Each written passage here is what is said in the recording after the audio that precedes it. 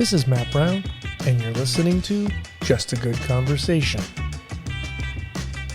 David Bergman has pushed himself in photographic technology for over 30 years. Whether it's covering Super Bowls, touring with rock bands, and making portraits of some of the most talented people in the entertainment business, David has built a career on making relationships. He also learned early in his career of the power of imagery.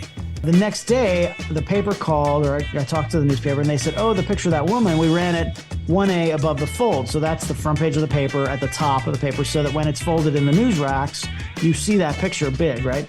And so they said, we're getting reports from the grocery stores, because back then they had the newspapers in the line, and they said, we're getting reports of people in line, and by the time they get to the register, they're asking the checkout person how they can give money to help that woman. And I was like, oh, like it all clicked for me that day. And I was like, I get it now. The power of photography and the power that we had to bring awareness to things happening in the world, that even though I don't want to be the person to cover that, I'm so glad there are people who do. I'm Matt Brown, host of Just a Good Conversation. Take a listen to our archives. My guests have ranged from Oscar and Emmy winners, Hall of Fame basketball players, master gardeners, LA Times photographer, Mi-Young Chung. And at that point, I'm going from the 600 to the 400, and then like mid-movement, I see Will Smith's arm go up. I'm like, what's he gonna do? And I'm still not on the camera yet. I just grabbed the shutter on the shorter camera, and I just started firing, and then you see it. It's kind of like slapping, the arm moving. Right. I'm like, oh my God. And I just kind of shot it blind, right? The rest of my conversation with Mi-Young can be found on our archives at justagoodconversation.com. Let's take a quick break for a sponsor before diving into my conversation with David Bergman. I've got David Bergman on the podcast. How are you, buddy? Hey, buddy, I am excellent. It is great to be here with you. It's been too long. Okay, I'm going to tell you, and I said it before we hit record, your lighting, your mic, your sound, this whole thing you're killing it for the rest of my guests. Hey, I believe if you're going to do something, you got to do it right. Go big and go home, man. Go big or go home. That's my attitude. That's the shirt you should be wearing. Exactly. It's my motto. I have a tattoo of that on my on your back. Calf. Go on your back. Have it on your back. So when they see you walk away. No, on my face. I have it on my face. You can't see it, but I have a face tattoo. You have a good makeup gal. Yeah, exactly. How's life treating you? Makeup. I'll be in my trailer. Where's catering? Is Crafty around here? All right, sorry about that. I yell at my people sometimes. Yeah, you gotta always yell at your people. Yeah, you're not a pro unless you're screaming at somebody. Can't get good help these days. Not at all. At $18 an hour? Yeah, exactly. Anyway, all good. If my high school counselor would have told me to be someone who makes coffee at $18 an hour, I would have done that. Oh yeah, absolutely. For sure. Professional photographers? Bad call. Yeah, but we have something in common. Speaking of coffee, you and I, we have a very rare trait in common, right? Right. Neither of us drink coffee. Neither of us drink. It's very unusual, and then to have two of us together who don't drink coffee, that is like, we've got to buy lottery tickets or something today. Hold on, this podcast is sponsored by Starbucks. Brought to you by... Oh no, sorry Starbucks, but I'm sure their coffee's the best. Oh, I'm sure. If I was gonna drink coffee, I would only drink Starbucks. Yeah, but I don't. So at $9 a cup. Why wouldn't you? Yeah, exactly. That's like a roll of film now. Right? Oh, seriously? Yeah. Okay. Did you ever roll your own? I used to roll my own sometimes. You buy it in bulk. Yes. And there's little cheap canisters, and you roll them up. In college, I used to do that. Hey, don't say cheap canisters. Those things were lifesavers to me. Well, yeah, now, sure. No, but I would buy either Tri-X or T-Max and buy it in that sheets of 250 roll and get in the dark room and roll it. And that was way cheaper. Absolutely, yeah. They probably don't even sell it like that anymore. No. Yeah. You can't buy a brick anymore. Because really, a brick of film? Because the 20 things in the boxes? Yeah, because some places limit you to like so much in a purchase. You can only buy like 4 or 5. Oh my goodness. Yeah. Oh my God. I mean, you and I, we both worked for Sports Illustrated. We'd go in the office. They'd send us, 30 bricks of film. Right. Just that was it. And that would last like 2 weeks. That depends on what you were shooting. Sure. Yeah. Exactly. Were you always crazy, just absolutely blown away, like what they would send you, like boxes of gaffer's tape, batteries, film? I'll tell you a funny story. One of the first football games I ever shot for Sports Illustrated, I had come from the newspaper world, and at the Miami Herald, we were conservative on how much film we shot. We were a newspaper, and this was the '90s, and we had budgets, but it wasn't unlimited. It wasn't Sports Illustrated, so I was conservative on what I shot. I tried to be, really careful about it. And then the first football game I shot for SI, I probably shot 20 rolls of film or 25 rolls of film. And that to me was a lot. Like, I was like, holy cow. And I sent it in, and the former director of photography, Steve Fine, who's a good friend of both of ours, Steve Fine called me the next day. He said, yeah, I was like, how did it go? He said, yeah, it was okay. He's like, I didn't think it was going to be very good because you didn't shoot that much. I was like, wait, what now? I didn't shoot that much? I thought I shot so much film. And so I was like, okay, you want more? I'll give you more. And so traditionally I would shoot like 50 rolls of film at a football game. Like, that was not unusual to shoot 50 rolls of film at a football game. And there'd be 3 of us covering a game, all of us shooting 50 rolls of film. So I remember getting on the airplane with, those Ziploc bags, the clear Ziploc, just filled with hundreds of rolls. And you had to bring different speed films, and you didn't know what the light was going to be. And so literally just for 2 games for a weekend, 300 rolls of film, in Ziploc bags. And all you had to strip them all out of the bricks, and just bags and bags of such waste, right? By today's standards, just garbage, right? Because you had to sit at home all day and strip the film canisters out. And it's a long way from rolling our own film in the dark room. Did you ever, I think it was about 94 or 5. I mean, you're at the Herald, so maybe your lab tech might have done this, but Fuji had this thing where if you tore off the tabs and sent them in so many tabs, you get a Fuji vest, or you got a Fuji fanny pack. No, I bet you our lab tech was absolutely doing that because he had access to all of our film. That guy came to work. He's wearing Fuji sneakers. Yes. No, I don't know. He probably was. He probably was absolutely doing that. No, I never got to touch it. They just gave us the film at that point. I just remember going into my locker when I was at the register, and there's a Fuji vest, and I'm like, wait, we're doing product placement now? This is what we're doing? Great. I'm a billboard? That's funny. Yeah, no, I mean, at the newspaper, we were developing our own film. I mean, we weren't black and white. We were doing in the tanks in the darkroom, but we were mostly shooting color negative by then. This was the 90s. So we had the Niritsu machine, but you still had to tape the ends to the leader card and feed it 2 at a time. You had to feed it into those machines. And and then, but yeah, Sports Illustrated, we just ship it in and then, and then you get a call the next day. Yeah, either you suck or you were great, and that was it. I can still close my eyes and hear Porter Binks just rip into me because of this piss poor game he thought I shot. But I'm like, I had to shoot Bobby Bonilla. He was with, what was he? No, Bobby Abreu. He was with Philadelphia down in San Diego. And he goes 0 for 3. He doesn't do anything. A fly ball doesn't go. I got nothing. And that's the only reason you're there, right? Is to get pictures of him. Yeah. And he's just lighting into me. I'm like, taking it. There's nothing I could do. Nothing you can do. Yeah. With his Southern charm, Porter, who's got a great, sounds like such a sweet guy. And then, when he's ripping into you. Yeah, it's sweet at level 4, but when it gets to 11, it's terrifying. Right. Okay, so tell me about your music passion that led you down the road to photography, because it's very a normal path for a professional photographer. Totally. It's actually, photographically, sports and music are not that different. It's really a similar kind of thing coverage-wise, the way I approach it. But as far as how I got there, I was actually a musician first. In high school, I was a band geek. I played drums. I started in piano, as everybody does, and then I moved into drums because it probably annoyed my parents more. And every 14-year-old needs a full drum kit in their bedroom. Yeah, that's as a parent now of a 19-year-old, I couldn't imagine if she had been a drummer. Yeah, but anyway. If she was in the drum line, just sitting there. Yeah.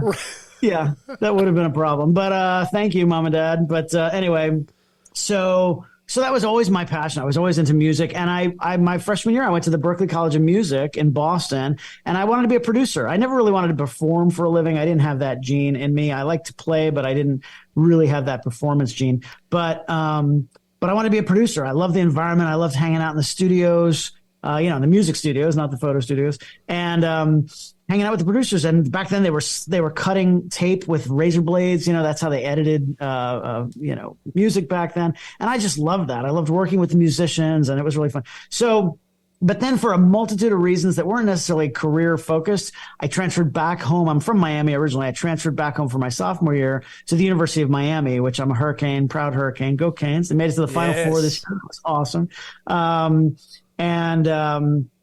And I was a music major at first. They didn't have I didn't think their production program was very good back then. So I just, whatever. I was kind of fumbling around a little bit, and I stumbled into the school newspaper. The Miami Hurricane was a twice a week paper, and, run by students. And I just stumbled in one day. I had a camera, I had a Canon AE1 program, and I had shot some black and white film. Even when I was at Berklee, I was shooting a little bit like my friends' bands. Instead of performing, I was photographing my friends' bands, and I kind of enjoyed that, but it was a hobby. It wasn't anything I took very seriously.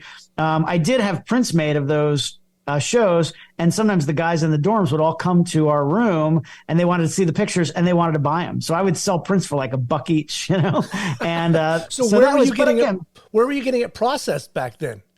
At a lab in Boston, some random lab. So you weren't doing it yourself? No, I had no idea. I didn't even know how it worked. I didn't know anything. I think I walked into that lab one day and I was like, what kind of film should I shoot? And, I was like, I'm shooting these concerts. And they were probably like, oh, you need high ASA film. So they gave me black and white. They probably gave me T-Max 3200 or something like that. I don't even remember, but this was 1988, right? And so my guess is it was T-Max 3200. Yeah. And they probably said, no, you can't shoot color in that environment. So that's what I shot. And I then would just bring it in. I didn't know apertures or shutter speeds or anything. The A1 program, I had no idea how. I think I was just I was looking at the meter, and I was like, okay, just try to get the line in the middle and shoot. That's all I knew. How did you get the camera? I had the camera. I always had a camera when I was a kid. I remember having like a little disc camera. Remember that Kodak disc camera with the circular thing with the tiny little negatives? So many lost good family photos on that crap. Oh, totally. I've seen in recent years, in the last decade or so, I've seen a handful of those somewhere. I don't remember where I was. Somebody had one of the discs that had the little negatives on it. I was like, holy cow. But it holds up. That's the thing about physical negatives and things. I still have boxes. I'm sure you do, of slides, negatives, and exactly. Right there. And so, but anyway, to make a short story even longer, at the University of Miami, I stumbled into the school paper with the camera, and the photo editor gave me 2 rolls of T-Max, or I think it was Tri-X. I think it was Tri-X 400. And he gave me 2 rolls, said, go shoot this weekend, come back on Tuesday. They had a dark room in the newspaper office. Come back on Tuesday, 1:00. I'll show you how to process the film. If there's anything good, I'll give you an assignment. I was like, okay. And most people don't even follow up. They just take the 2 rolls of film and then they never come back. I did. And I guess he saw something he liked. I still have that first roll of film actually somewhere in the closet. I do, yeah. And he saw something he liked. I actually used one of those pictures years later. But anyway, and he gave me assignments, and I started shooting for them. During that semester, I was shooting for the school newspaper so much that the photojournalism students, which I didn't know anything about photojournalism program, they were also working on the school newspaper. And some of them said, hey, the photojournalism professors are seeing your stuff in the paper every week, and they don't know who you are. They're asking, like, who is this Bergman guy, right? So you should go over there and talk to them. I was like, okay. I wish I could remember who told me to do that, but one of the other, student photographers. And I went over, and they were like, you should be here. Like, you have a good eye, and we can help you, and we can train you. And I was like, okay. So I dumped the music program and I switched to photojournalism, and that was it. That's where it all started. So then I became the assistant photo editor and the photo editor the next year and the editor in chief of the yearbook and blah, blah, blah, blah, blah. Right. And then after college, I got a job. I was a stringer for a couple of years, the Associated Press and UPI and the Miami Herald. And then I got a full-time job at the Miami Herald throughout the 90s. And so there's not a lot of work as a concert photographer. So I always enjoyed shooting concerts, but it was very minor. I was covering news and features and portraits and food and whatever came up, the occasional concert. But sports in Miami, there's a lot of sports. We had all four major. No, we didn't all have all four yet. But I did cover the very first Marlins game. That was a freelance gig for the Sporting News. I was doing early Heat games. The Heat came in early 90s, late 80s, something like that. Ronnie Cycli was on that team. And I was covering them for UPI and for AP. And then at the Herald, over the next few years, I kind of became one of their primary sports photographers in the Miami office, in the main downtown office. So I was doing Dolphins, Heat, Panthers, Marlins, Hurricanes, and the occasional news assignment and other things like that. But that kind of became my thing. So I became known really as a sports guy. I was never really a sports fan, but I loved the events. I loved the stories. I loved the Cinderella teams, and I love the underdogs. And, it's just, there's so much great drama in sport, and to be on the sidelines at the Super Bowls and the Olympics and the World Series. And I mean, it doesn't get any cooler. And it's such an honor to be able to be. I mean, I was thinking the people were sitting behind me paid thousands of dollars for that ticket, and I'm here getting paid, and we're under a lot of pressure, obviously, but it's not rocket science at the end of the day. So, it's not life or death. So that's how I became kind of a sports guy. And then I moved to New York in 2001 and started working for Sports Illustrated. They were my biggest client throughout the aughts. Well, tell me this. What did David's early book look like? My portfolio? Yeah. Remember, because it used to be a book. So we didn't have websites. Absolutely. We had a book. Well, if we go way back, when I was still in college at UM, I was working for UPI. The UPI guy, the bureau chief, had come up to me. I'm sure they were looking for cheap labor at the time, but he had come up because I was, a college kid, and I was shooting the games already. And he came up to me at an event and asked me about stringing for him, and I did. So I wound up covering some Heat and so I didn't really apply for that gig. But then over a year or so of doing that, I think he was the one who said, you should be at the AP. The AP was the big game in town. And I don't know, for whatever reason, there wasn't much work at UPI anymore. And so he suggested I go over there. So I contacted the bureau chief. Phil Sandlin was the bureau chief at the Associated Press in Miami. And he was the Florida bureau chief. And I had never put together a portfolio before. I mean, I was a college kid. I didn't know. So I remember making a box of prints. That was all I could do. I just made a box of prints of my best images, and I brought them over. And, I guess he's, again, just like in college, I guess he saw something he liked, and he said, call me in the morning. And if I have anything for you, I'll give you the assignment. I was like, okay. And I think I'm in. I'm like, this is it. Right. And I'm set for life now, and it doesn't get any better than this. Right, exactly. This is right, exactly. What could possibly be any better? So, this was 35 years ago. So, I still stringing for AP. Yeah, right. Phil Sandlin, man, thanks, buddy. I think he's still around. I saw him, maybe a decade ago. He was still working in North Florida, just like freelancing. I hope he's out there still doing it. He's gonna live forever. That guy. He's one of those guys. But anyway, the end of the story is that he told me to call in the morning. I know I'm off topic now, but it's a good story. Yes. He told me to call in the morning. And I asked him, what time do you get in? And he said 7 a.m. I was like, oh no. To this day, I'm not a morning person. I mean, I covered sports and music, concerts. I'm a night owl. I can stay up all night, but getting up early is not my strong suit. Ask my parents again, the drummer, I played drums and I didn't get up in time for school. I was a wonderful child. Anyway, so, sorry, Mom. My dad's passed away, but sorry, Mom. Well, he knows. So, yeah, I know. He knew. Yeah. So the end of this long story is that I set my alarm for 6:55. I would wake up and I would call him. Hey, Phil, Dave Bergman, anything going on? And he'd, nope. Okay, thanks. Can I call you tomorrow? Yeah. Okay. Click. And I would hang up. And I did that for the whole week. Every morning called, and I would just go, and then he'd have nothing, and I'd go back to sleep. Now, here's the lesson in all of this, and this is the serious part of the story. Most people, after a week of this, they go, oh, he was just being nice, and, he's not really, didn't really like my work, and he's never going to give me an assignment, and they would just give up, and I'm bothering him, and they would just give up. That's what most people do. Most people in this world, that's what they do. Well, I'm not most people in this world. So, but what I did was I gave him an out. After like a week of this, I said, hey, is it okay if I keep calling you? Like, I felt like I was bugging him. I didn't want to be obnoxious. I said, is it okay? And he's like, yeah, no problem. I was like, okay, you careful what you wish for. And I called him every day, weeks and weeks and weeks. I called him. I mean, at this point, I don't know how long it really was, but in my mind, it was months, but it was probably a few weeks of this. And eventually there was this assignment that I know now that like nobody else wanted, none of the staffers, because they had staffers, they had people on staff. Right. They had a list of free. It was like way down. I lived in Miami. It was way down in Key Largo. It was like an hour and a half down in the Keys. And it was this silly thing. I mean, not silly for the people involved, but it was these scientists were living underwater. They called them aquanauts. I'll never forget this. And there were 2 or 3 of them, and they had set the world record for living underwater. They were there for months at a time. And the last of them was coming up. He was finally coming up. And it was at this, facility way down in Key Largo. So I went down there, covered. I think I had 2 rolls of color film, and I don't know if I had 2 cameras. I probably only had 1 camera, but maybe 2 lenses. And I didn't know what I was doing. I just shot it the best I could. I tried to shoot wide and tight and document it. And I went back. Phil processed the 2 rolls of film in the Noritsu, but now he was doing it. I didn't have to do it. That was kind of fun. He did it. He scanned in a couple of frames and put them on the wire, and I went home. That was it. He said, okay, thanks. I was like, okay, I don't know what happens next, but all right.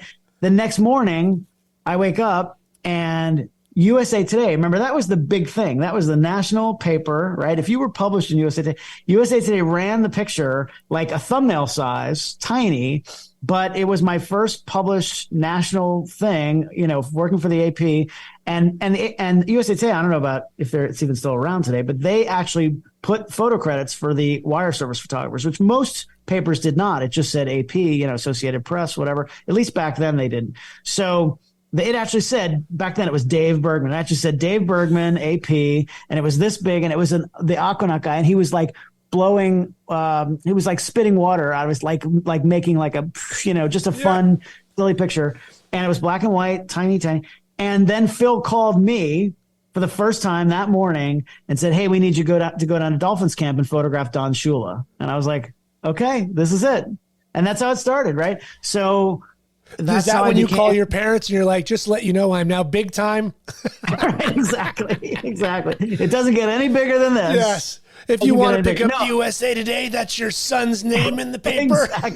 Exactly. Yeah. No, it was definitely a big moment in my life. And isn't that special though when you see that, like your heart does skip a beat? Totally. Yeah. I don't know if at the time you realize that it's like, this is a big moment, or it's just like, okay, this is the next thing and this is cool. And I'm just maybe that's my personality. I try not to be too high and too low. I just kind of like ride it, So I knew it was great. I mean, the fact that he called me and then sent me to Dolphins camp, right? And it was like, I'd been covering the Hurricanes for a few years at the university. So I had covered some football, and I covered. We won a national championship. The team won a national championship. Well, you were on the team, right? I had nothing to do with it. Yeah, I didn't even get the water. Like I was not even the water boy. But not that there's anything wrong with being a water boy. Sure, right. But or water person. Water person. Excuse me. Pardon me. Showing my age here, but anyway. So. But I digress. Anyway, yeah, I don't know. It's I had covered it, and then being at Dolphins camp. I'm sure it was the first time I had been at Dolphins camp, and Don Shula was standing right there, and it wasn't a portrait. It was just him during practice or whatever. Right. But walking the lines or whatever. Yeah. And I still have that picture somewhere, and that was like my second published thing, and it was great. And so I wound up stringing for the AP for a couple of years.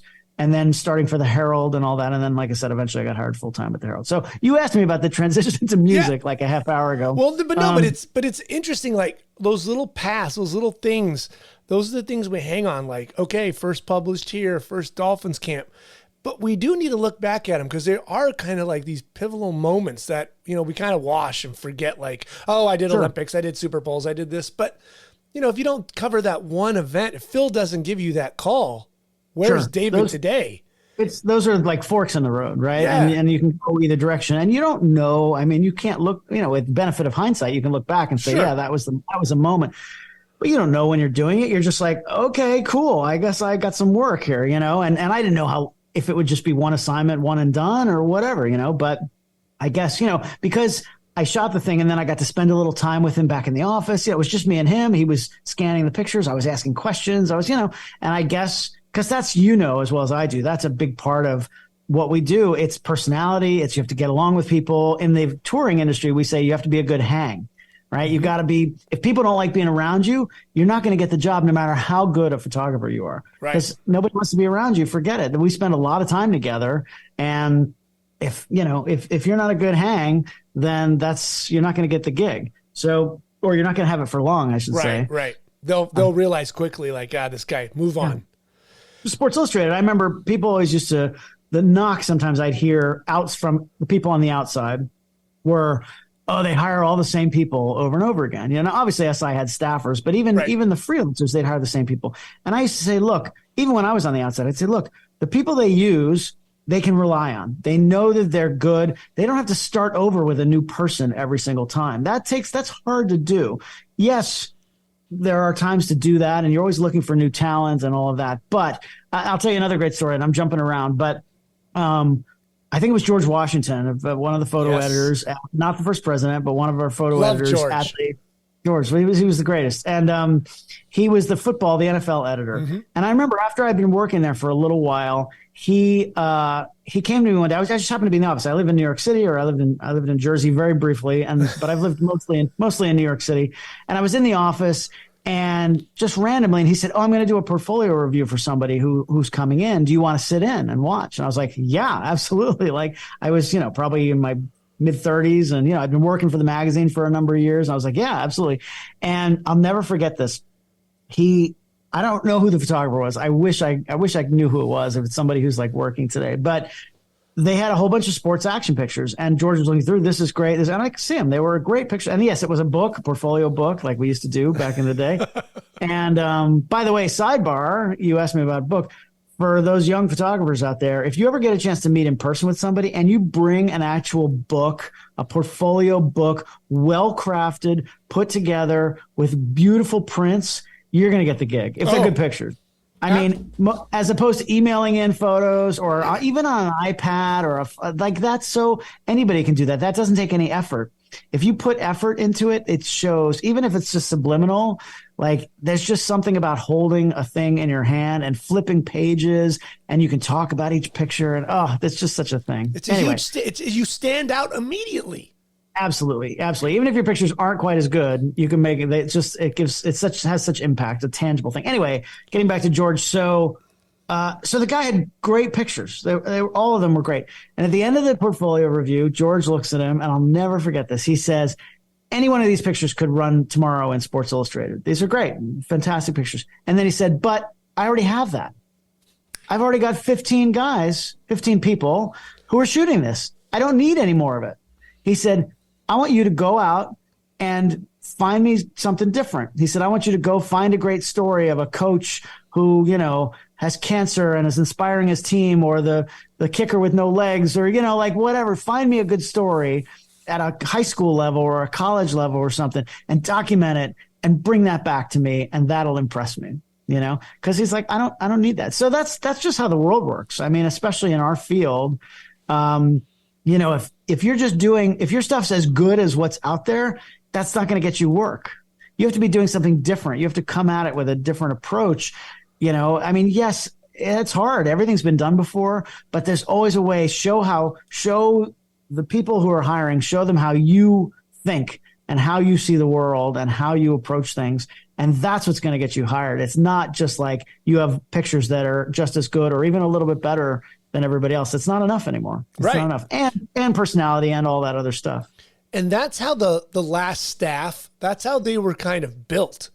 Guys did little certain things, they were all great. Yeah. It doesn't matter if you were working with Beaver, McDonough, when Manny was there, any of them, but they all did something a little bit better. Beck would do golf a little bit better, or, if they had Fred or whatever, that's what they wanted. They don't want the same screwdriver. Right. Somebody's got to be a miter saw. Exactly. I have no idea what that is, but it sounds impressive. So I'll give it to you. Well, it's all right. when you were at the Herald, what were you learning? Were you still learning your craft? Were there guys there that were mentoring you? Yeah. I mean, I think I'm still learning my craft. I think we're always growing and learning as a creative, but I think what I learned at the Herald, because it was my first real job and I had photo editors, right? That's, I think, one of the things that, unfortunately, I hate to be the old man, get off my lawn, you damn kids, but that's missing today with young photographers, is that I had to, every assignment, we were shooting film, and then I had to go into the office, process the film in the lab, and then bring it out to a photo editor out in the middle of the newsroom, right? There was a giant bullpen, and I had to bring it out, and we had this machine that was like not a projector, but like it was like a light table, but it was connected to a TV. Yes. So it reversed the negatives, right? Yep. So they could see positives. And so, sometimes they'd look with a loop on the negatives, but for the most part, they'd put it in this machine and they'd scan through them. And the picture's giant on this screen that everybody in the newsroom can see, right?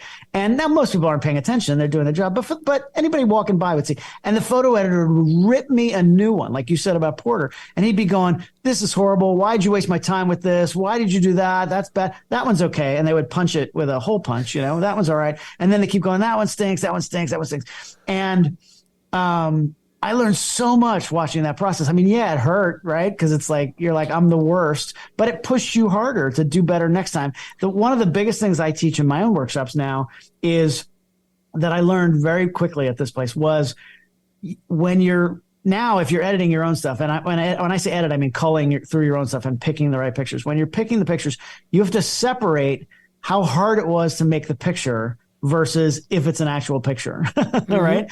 And that was the thing, because they'd go buy one and they'd go, oh, that's horrible. And I go, but I climbed on the roof of the building to make that picture, And he'd be like, I don't care. It's not a picture. Right. You're not going to put in the paper, well, this crappy picture is good because the photographer climbed up on the building. Nobody cares. It's either a picture or it's not, right? And so, I mean, that's one of a million things I learned working at the Herald, but having editors and having people like that. The other thing was, I was kind of I know it's hard to believe, but I was kind of a shy kid for the most part growing up. I mean, I don't know. It's hard to compare because I can't go back and look at myself. Were you an only child? No, I have an older brother, but I just I wouldn't walk up to a stranger and talk to it. I would have never done that. Well, that that's a rare craft too. You got to be old. Yeah, totally. But in our business, you have to. You got to be able to talk to people, right? Obviously, you get anybody who doesn't know me already can tell now that I have no trouble talking. It's been broken. Exactly, right? So the thing is, I would cover, they'd send me out to cover. There'd be a protest in the streets, and I would have to cover it. And back then, I don't know how it is today, but back then, we would not run a photograph without ID information. Yep. You had to have the name of the person, the town they lived in. If it was a minor, you had to have their age. You had to have basic biographical information and really get their story a little bit, at least just get, you weren't writing the story, but just a little bit of information about them. Mm-hmm. If you didn't have a name, they would not publish the photograph. That was journalistic ethics. It can't just be an anonymous person. Now, obviously in a riot or something, you can't do that. Right. But if it's at all possible, you had to get a name. So yeah, people would be angry, protesting, blah, blah, blah, blah, blah. And I'd take a picture with a 70 to 200 or something from a distance. And then I'd have to go up to them and be like, excuse me, I'm from the Miami Herald, and I'd have to get their name. And that was so hard for me in the beginning. And eventually I learned, just to fake it till I make it and just be like, well, everybody else does it in this business. I'm just going to do it. And, after it's a muscle that it gets a lot easier. And now I'll talk to anybody, they may not want to talk to me, but I'll talk to anybody.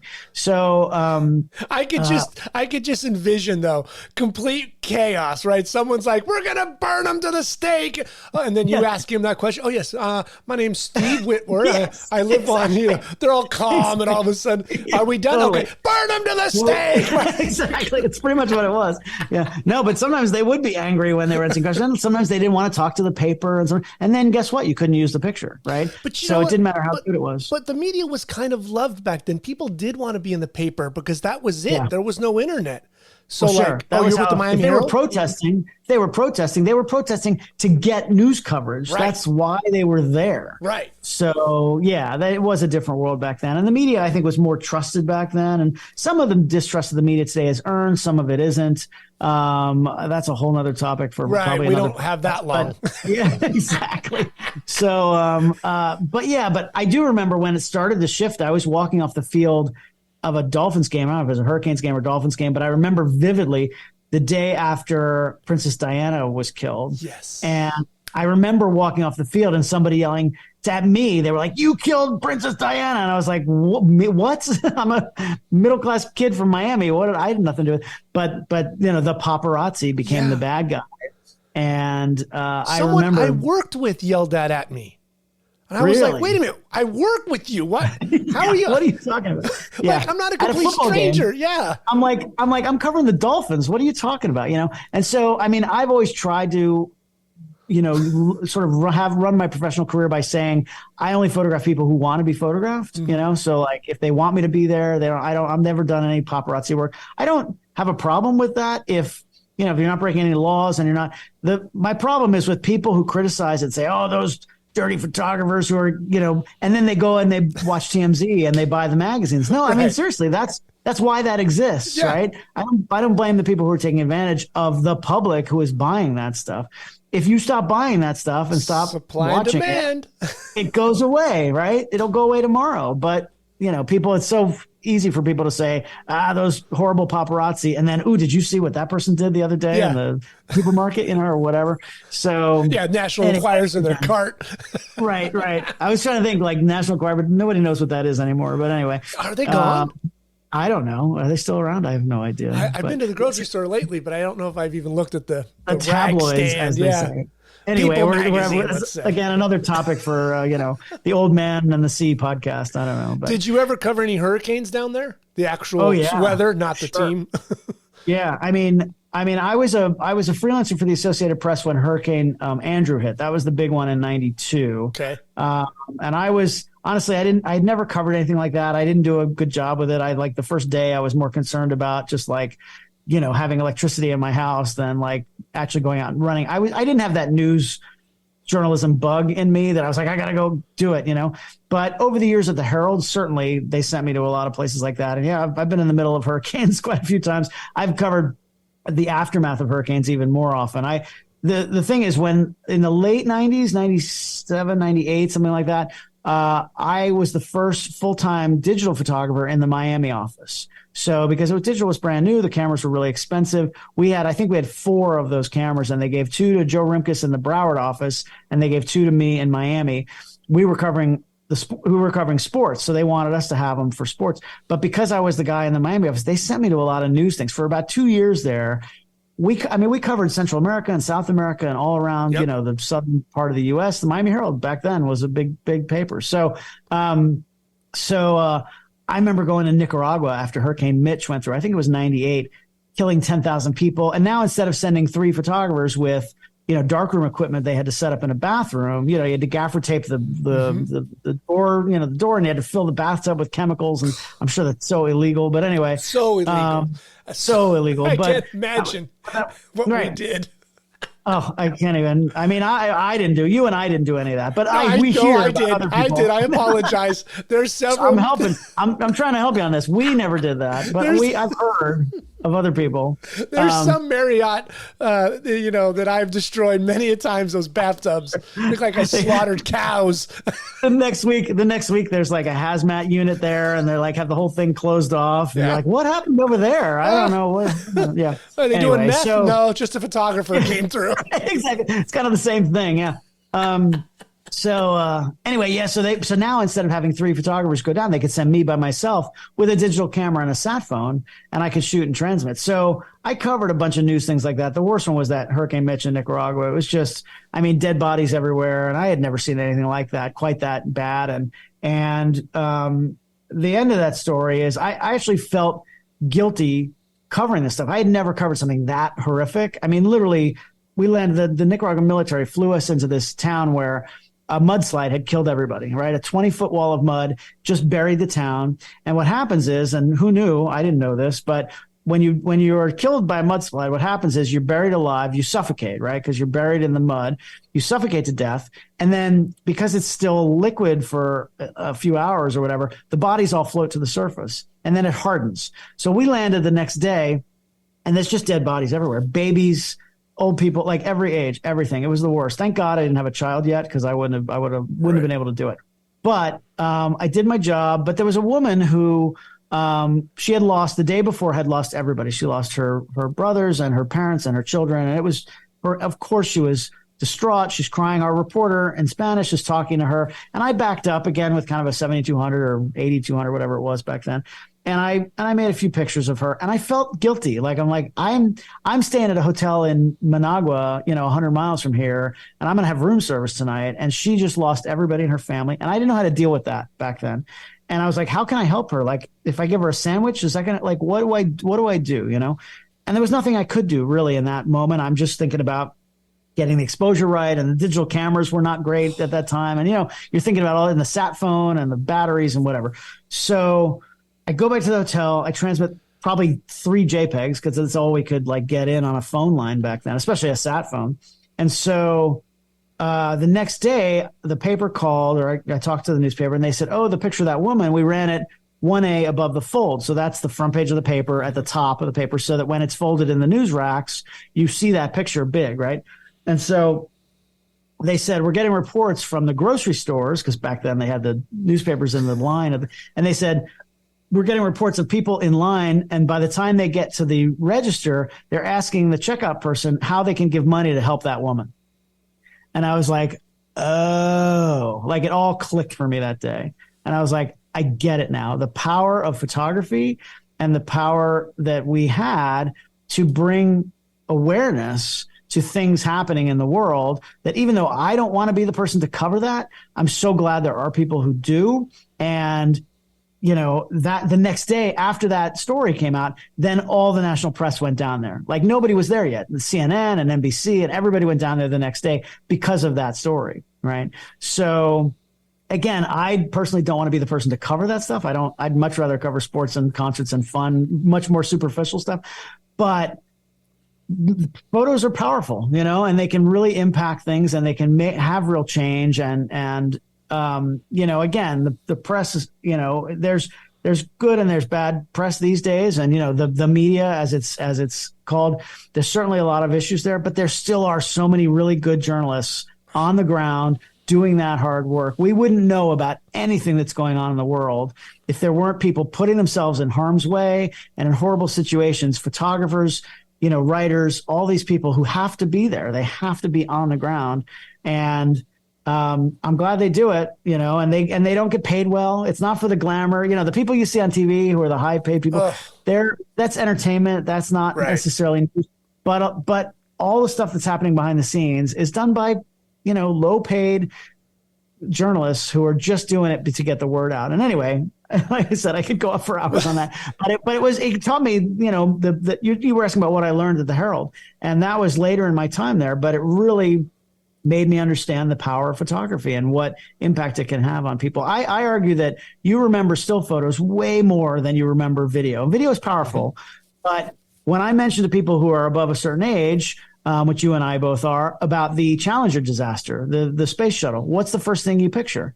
It's the 2 plumes of smoke, right? That was like the cover of Time magazine, right? Separating after the explosion. There's video of that. And I, when you start to think about it, you can kind of picture that happening, but it's that still image that's seared in our minds, of that moment. And it's just, there's a power to something when you stare at it long enough.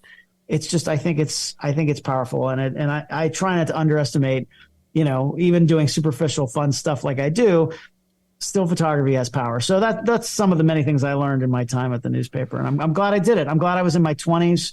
I was early in my career. And it set me up for a really solid foundation for when I'm doing this kind of fun stuff now that's way more superficial, but people enjoy.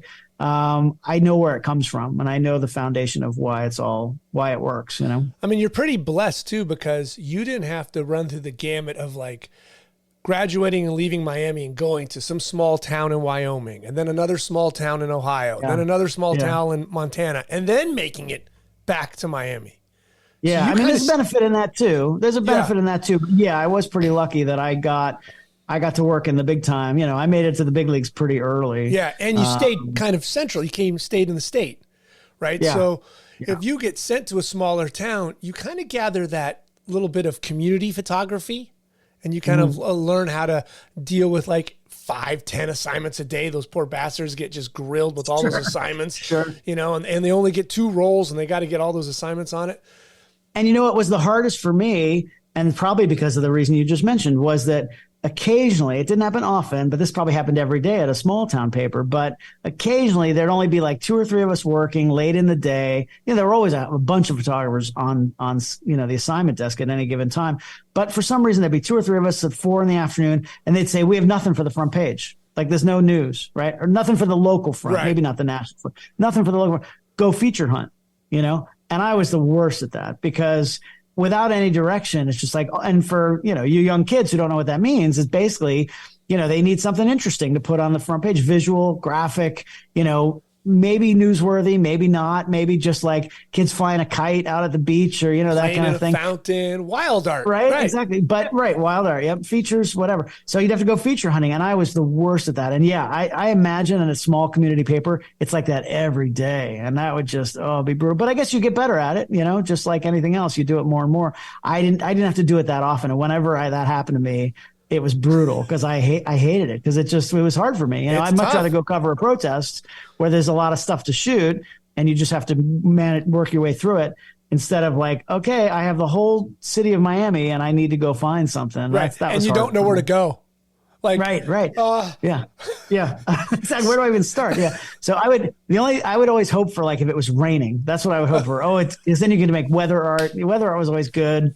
You know, I'd go to like the roof of a building and get find like downtown Miami had graphics on the sidewalk and I would try to get like umbrellas walking through the, you know, but you can only do that once. I mean, you can't do that. You know, how often can you do that? You were obviously looking through NPPA magazines trying to figure out like what I can copy. Absolutely. That's where we all pick that up. The clip contest. Yeah. I used to enter that every month. Are you kidding? Absolutely. Yeah. When they brought you that digital camera, what was your thought?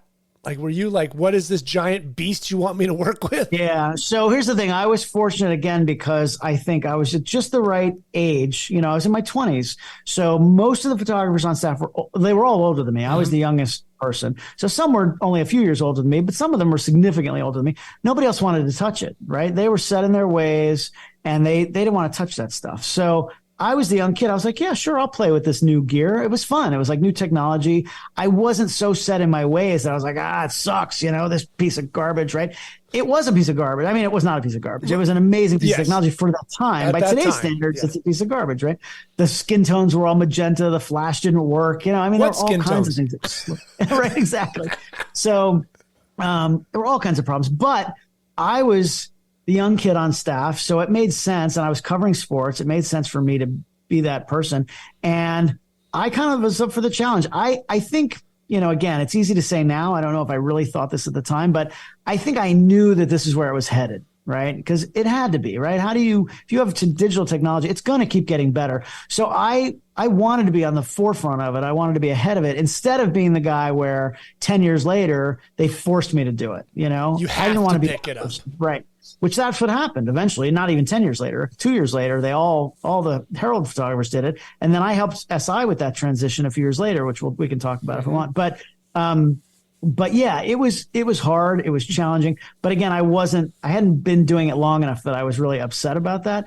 I liked though that it also helped me make connections with Canon, right? Like I all of a sudden now had a direct line because I was one of the few big time newspaper photographers that was shooting all digital. And so when there was a problem where there was all the time, I could call the rep and be like, hey, the flash doesn't work. He'd be like, yeah, I know it doesn't work. You know, like, how would you want it to work? And I'd be like, well, it'd be nice if it did this and this and this. And that stuff would get worked out. And so I enjoyed that. I still have relationships like that with all the, you know, companies I deal with, including Canon still.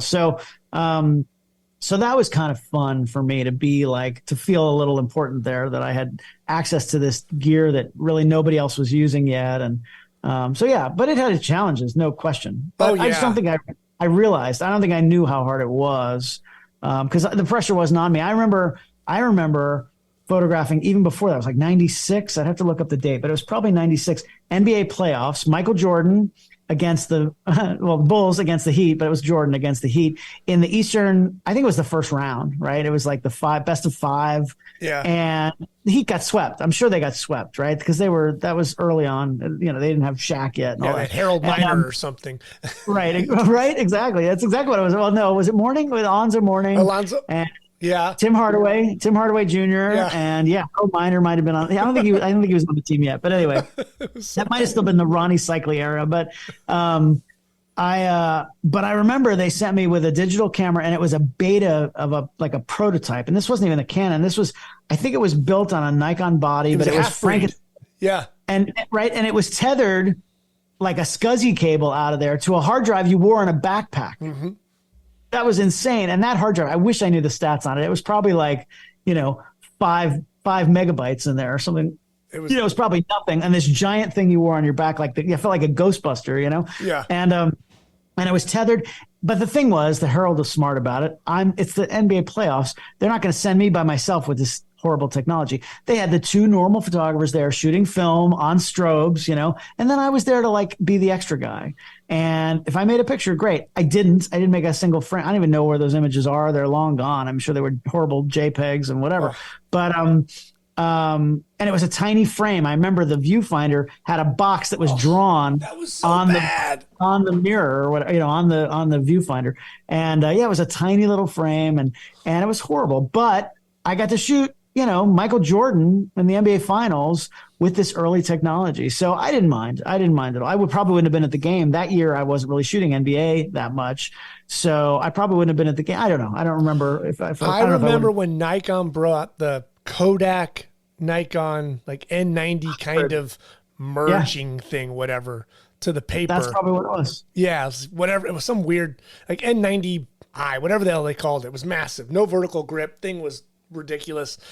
And they were dropping off 2 for us to try. And I saw the lab tech signing the paperwork and the amount they insured it for. And I was like, my God, what are we buying here? A home? It was like 80 grand. Yeah, it was insane. I was like, oh, yeah, because there weren't that many of them. They were building them probably by hand, Yes. Yeah.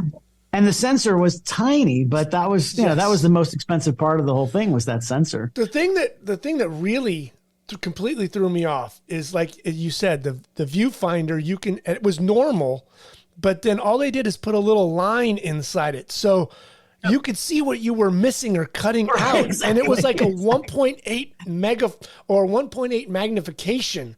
So we had to shoot with a 200 millimeter lens was like a 370. It was all weird configurations. And you were like, what the hell? And it's really hard to shoot when you can see the outside, like you said, the part that you're missing, and you're just trying to keep the thing in the middle of it was impossible. It was impossible. But, again, I think I knew that was before I got the Canon Kodak hybrid that was a little more reasonable. Now, granted, it didn't have a removable battery. This is the camera I shot with for 2 or 3 years. No removable battery. You had to plug the camera into the wall. We used to go in at halftime of football games and plug the cameras into the wall directly, and hope we could get, 8 minutes of charge to get us through the second half, right? And it took those big PCM CIA cards, those giant, there was no screen on the back. You couldn't see the images. Those cards were the size of our phone now. They were. They totally were. And you're not too far off. And all that we had on the back was a microphone button. You could do a voice caption, which was really smart. I thought was the big groundbreaker. Oh, it's huge. I was like, this is better than the actual photo because the photos were horrible. I used to shoot with a notepad in my pocket, and then you'd have to write roll 4 frame 27. It was 4th down. It was 4th and 3. 2 minutes and 27 seconds left in the game. You had to write all that crap down. For the editors. They didn't know. So so being able just to say that in a voice caption was very smart of them. But there was no screen; you couldn't see the pictures. And you sounded like Siri when you hear the playback. It was all broken up, like third and Dolphins too. Right. Okay, I Well, got it. It was like a 4K, I don't know, what are we shooting? What are we, 96 megahertz now or whatever, kilohertz? I don't know what it is, but whatever that is, it was like 2. So, As it was evolving, you were just really embracing digital. You were all in, chips on the table. I guess, like I said, I don't know that I was smart enough to like really know it was the thing. But that was kind of given to me. I was given the option and I wanted to play with it. I've always been kind of a geek and I wanted to play with the new tech, and you had to go all in. You had to go cold turkey. You couldn't shoot some film and some digital. You had to go all in and learn what works and what doesn't work. And that was it. So I did. And it was good. Like I said, I wound up covering some news. I wound up covering some other things that I wouldn't have covered otherwise because I was the only digital guy in the Miami office. So it was good for me. And then it did directly lead to when I moved to New York in 2001, I had already done some work for Sports Illustrated, some freelance work over the years. Freelancing. Because I had covered Olympics and World Series and Super Bowls for the Herald. So the SI guy, Steve Fine, he knew who I was, and I was able to get a meeting. I went in. I didn't have to bring a portfolio at this point. He knew my work, and we just hung out. And he and the old managing editor, whose name I'm blanking on right now, I can't think of his name right at this moment, but the managing editor in 2001, this would have been in 2000. What was his name? He was from Miami, and so he used to get the Miami Herald every Monday, and he would see all my pictures from the Dolphins games, right? So he knew who I was also. So that was kind of fun. I remember having this out-of-body experience. I was planning on moving to New York in early 2001. So in fall of 2000, I was covering a Dolphins-Jets game. It happened to be a Monday night game, which I've since learned the Jets called a Monday Night Miracle because they came back in overtime, and when they came back and wound up winning in overtime, they were way down early on. Actually, another sidebar. That year they had moved Monday Night Football to 9:00 Eastern kickoff, which was horrible for a newspaper. 6:00, yeah. East Coast. We needed a picture like in the first 5 minutes for the front page, right? And I remember Jay Fiedler was the Dolphins quarterback that season. Oh yes. Yeah, the great Jay Fiedler. And the Dolphins went up like 2 or 3 touchdowns in the first half. Like early, they were up big, huge. It was like, I don't know, 14-0, 17-0 or something like that. And I had a picture of Fiedler running down the field celebrating. And so, boom, send that in, right away. They put that on the front page. Well, the Jets come back and they lose in overtime. And overtime is like at 1 a.m. or whatever time it is. So they get the story in, but they can't change the front page color photo. So they were able to rewrite the caption in the later editions. Like earlier in the game, Jay Fiedler was all celebration, but later, I'll never forget that. But anyway, they should have just rotated the picture upside down. Right, exactly. Turn that frown upside down, right? So, yeah. So that's funny. But that's the day before that morning, I guess it would have been the day before, Sunday before, since it was a Monday night game. I went into the office because that was a big day for them. Sunday, yes. There was all the football going. Also, I'm not really a baseball guy, but it was the Subway Series that year. The Mets and the Yankees were playing in the World Series. So I find myself sitting in the Sports Illustrated office with the director of photography and the managing editor, the three of us, watching as Piazza threw his bat at Clemens that game. So if you look up the date of that game, that's the day in Sports Illustrated. And it was just this out of body moment. Like, this is like a big news story, big sports story. And I'm in, ground zero of like the sports media world with two of the most important people in the business, and it was just the three of us. So we watched that happen. And then they started asking me about digital because I had shot so much digital over the last, 3, 4, 5 years. The magazine wasn't shooting any digital. They were still shooting chrome, slide film, mostly slide film. And they were interested in moving into that. And so I come in as a quote expert just because I've been doing it for a few years. And they started asking me a lot of questions. And so then when I moved to New York a few months later, they had me go to all of the staff photographers and train them in the ways of digital. And so for the next 2 years, it was great for me because I got to know everybody, right? Mm-hmm. I'm with John Bieber at his house, teaching him things. Like, he's the best football photographer of that generation, right? And one of the sweetest human beings you'll ever meet. One of the nicest guys, yes. And Peter and John and, Frakes and all these guys, right? And Tealman's and Broody and all of these guys. And I went to their houses and had to teach them how to use a computer. A lot of them had never used a computer. And then shooting digital, and then we would go to a game together if we could arrange it for timing. I'd go to a game with them, right? Then they'd have to shoot the digital thing. It was like your early workshops. It totally was, right? And it was amazing. So I got to teach those guys, and then I got to know them, and then occasionally they'd throw me an assignment here or there, so they besides the stuff I was doing with it. And over the next couple of years, they gave me more and more assignments, and I would go to things sometimes as a digital guy. I went to the US Open golf tournament and flew in a helicopter and shot it digitally. It went to a Monday playoff. So I shot it digital so they could get it in the magazine in a way that they never could before. And it was the first digital double truck in the magazine was my overhead from a helicopter. Really? At the US Open. Yeah. It was the very first digital double truck in SI. And, so that was great that couple of years, and then eventually what led you to move to New York? Like, okay, I'm leaving Miami and I'm heading north. Yeah. It was more of a personal thing. My wife at the time and I just kind of I feel like we had outgrown Miami a little bit. Okay. I'd kind of become a medium-sized fish in a medium-sized pond and just wanted to go to the next step, right? Go to the next level. Not a newspaper. You didn't want to go to another newspaper. You were done. I didn't want to do news. I didn't want to do news at all. I wanted to do, but I didn't know what I was going to do. Right. I literally went with no job. But you needed a change. It was just time. I'd been at the Herald a while and I felt like I could see my future at the Herald, and nothing wrong with people who stay at newspapers a long time. It's a great job, especially back then. But I wanted to do something different. I could see me being, in my 50s and 60s and still being there and just being miserable about it, Right. So I wanted to change it up.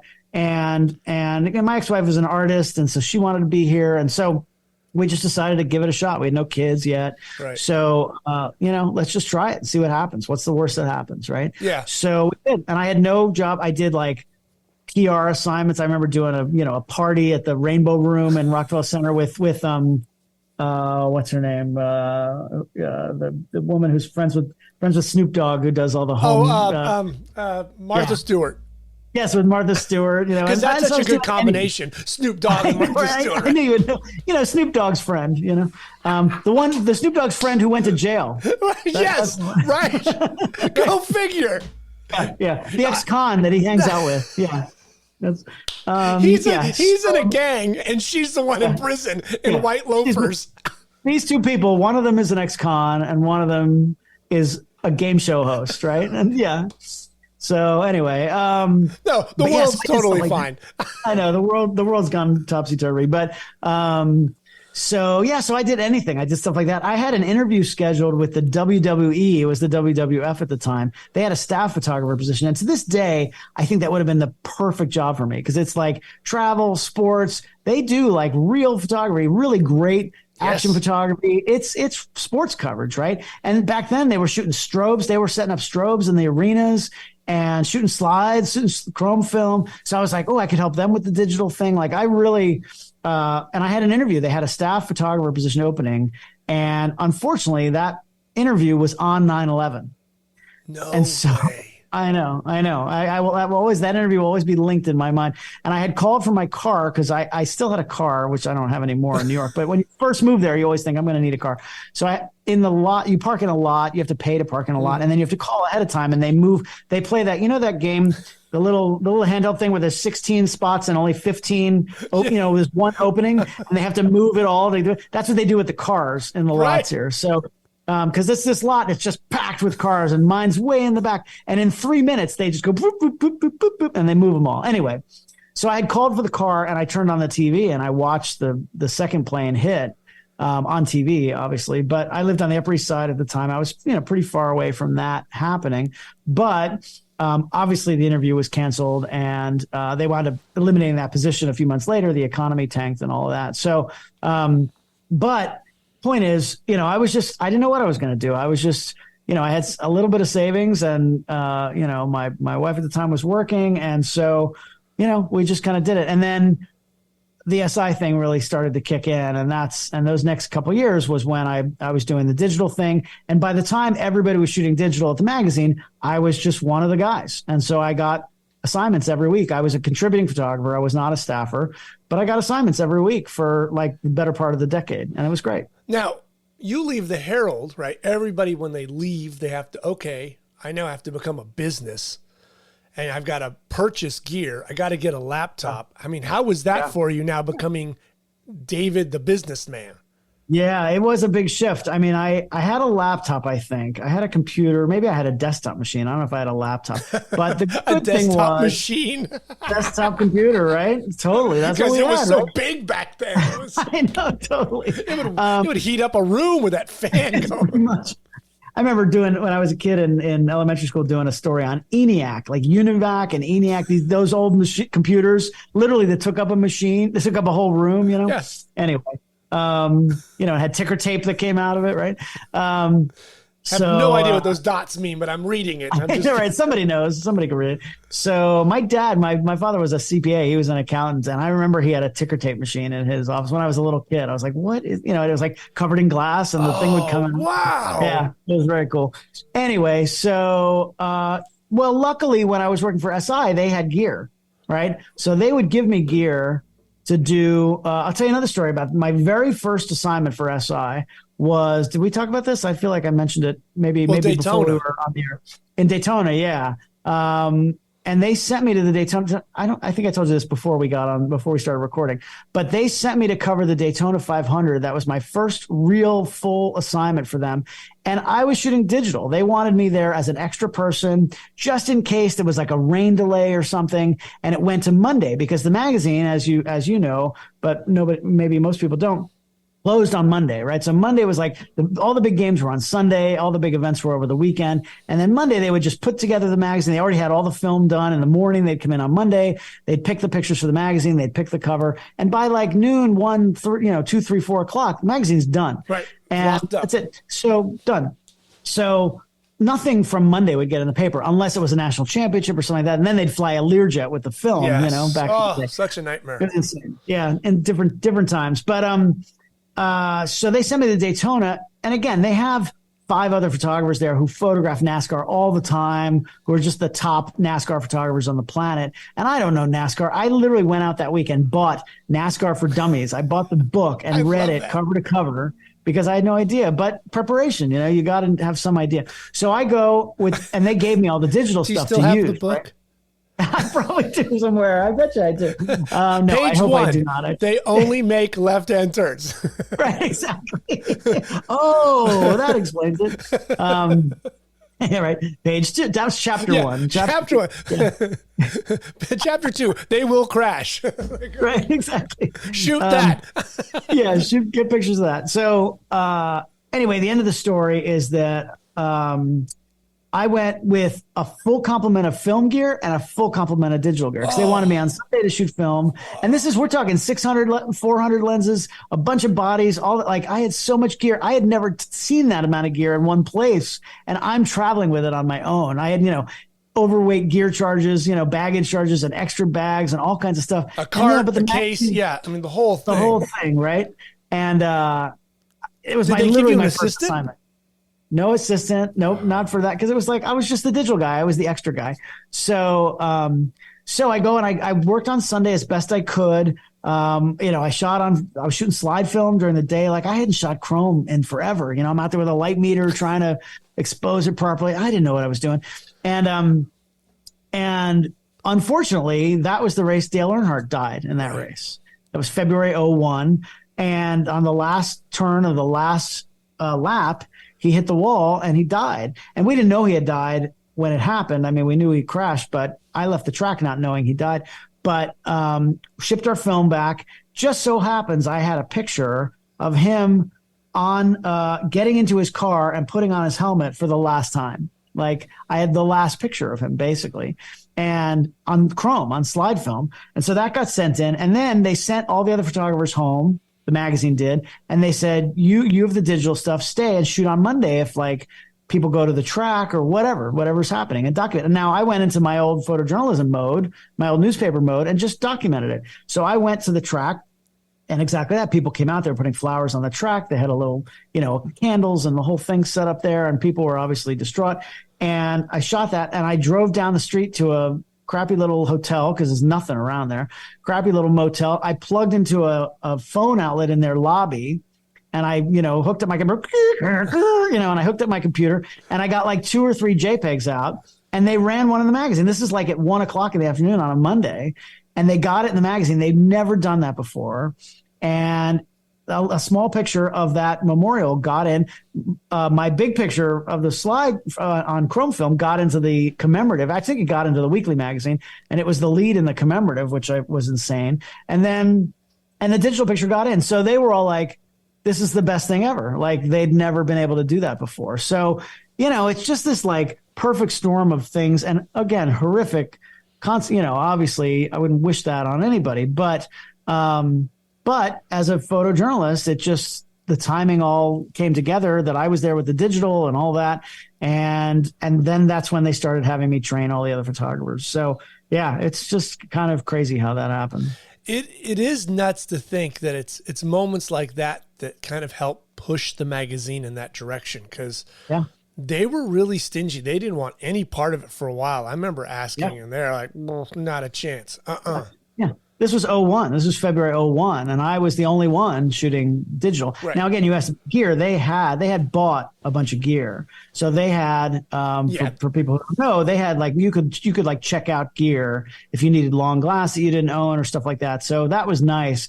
They sent me with, I think it was Nikon stuff back then, because the Nikon, the D1X or whatever, it was like the first like high megapixel. It was probably like 8 megapixels or something, and that was, maybe it was 4. I don't even know what it was, but that was high megapixel at the time. Yes.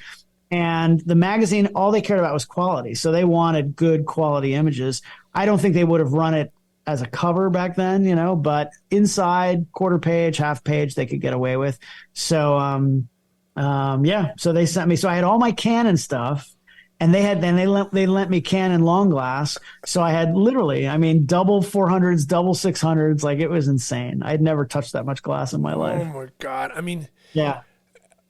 There's something to be said about what that early digital was like. When those guys were shooting like in September 11th, those AP and Post and all the Times guys that were out there shooting, and you think about those digital cameras that they were using, like our phone cameras are so much better today than what they were documenting that history on.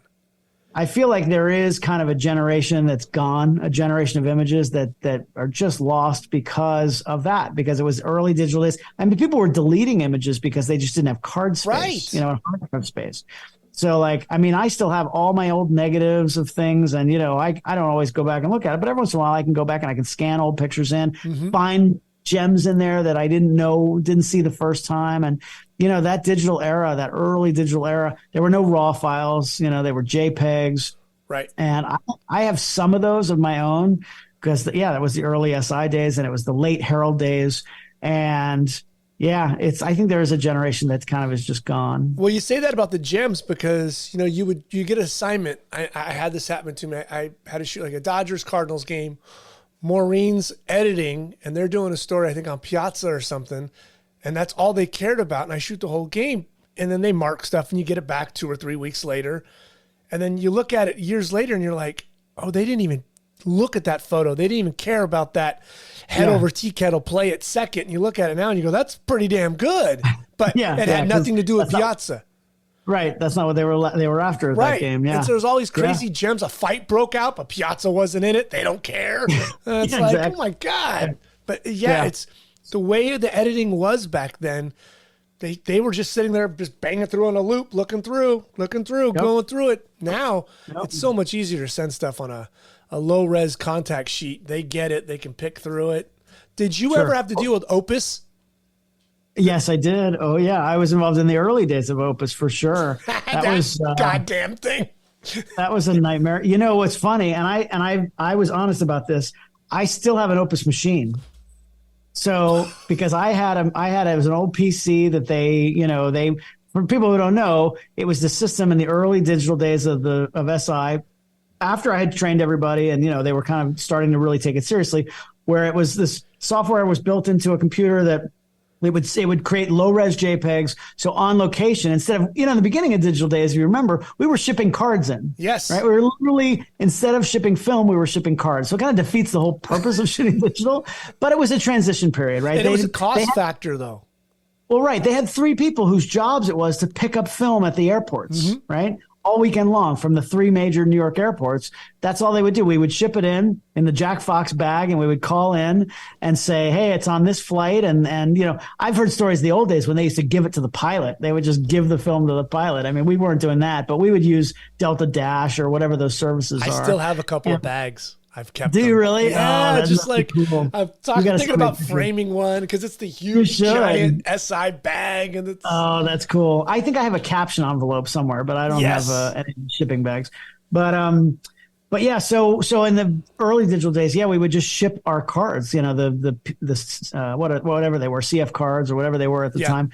And because that was the system they were used to. But then eventually they realized, okay, this is kind of dumb. So they gave us all laptops, and they had to make it brainless. Like they didn't want us editing. They didn't want us touching the images. Right. So you literally would just put the card in the reader, and it would suck in all the images, create very low res JPEGs because the phone lines were kind of slow. Yes. And send the whole take, and we're talking thousands and thousands of images, send the whole take low res, and then they would pick the raw files they wanted. And the next time you plugged in your computer, which usually was at your hotel that night or maybe when you got home, you just plugged it in overnight, and it would suck out the 30 raw files that they wanted. So that Opus system, when it worked, it was great.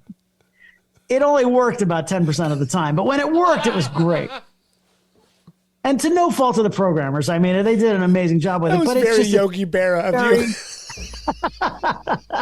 100% of the time, it worked 10% of the time. And it was great. And it was great, yeah.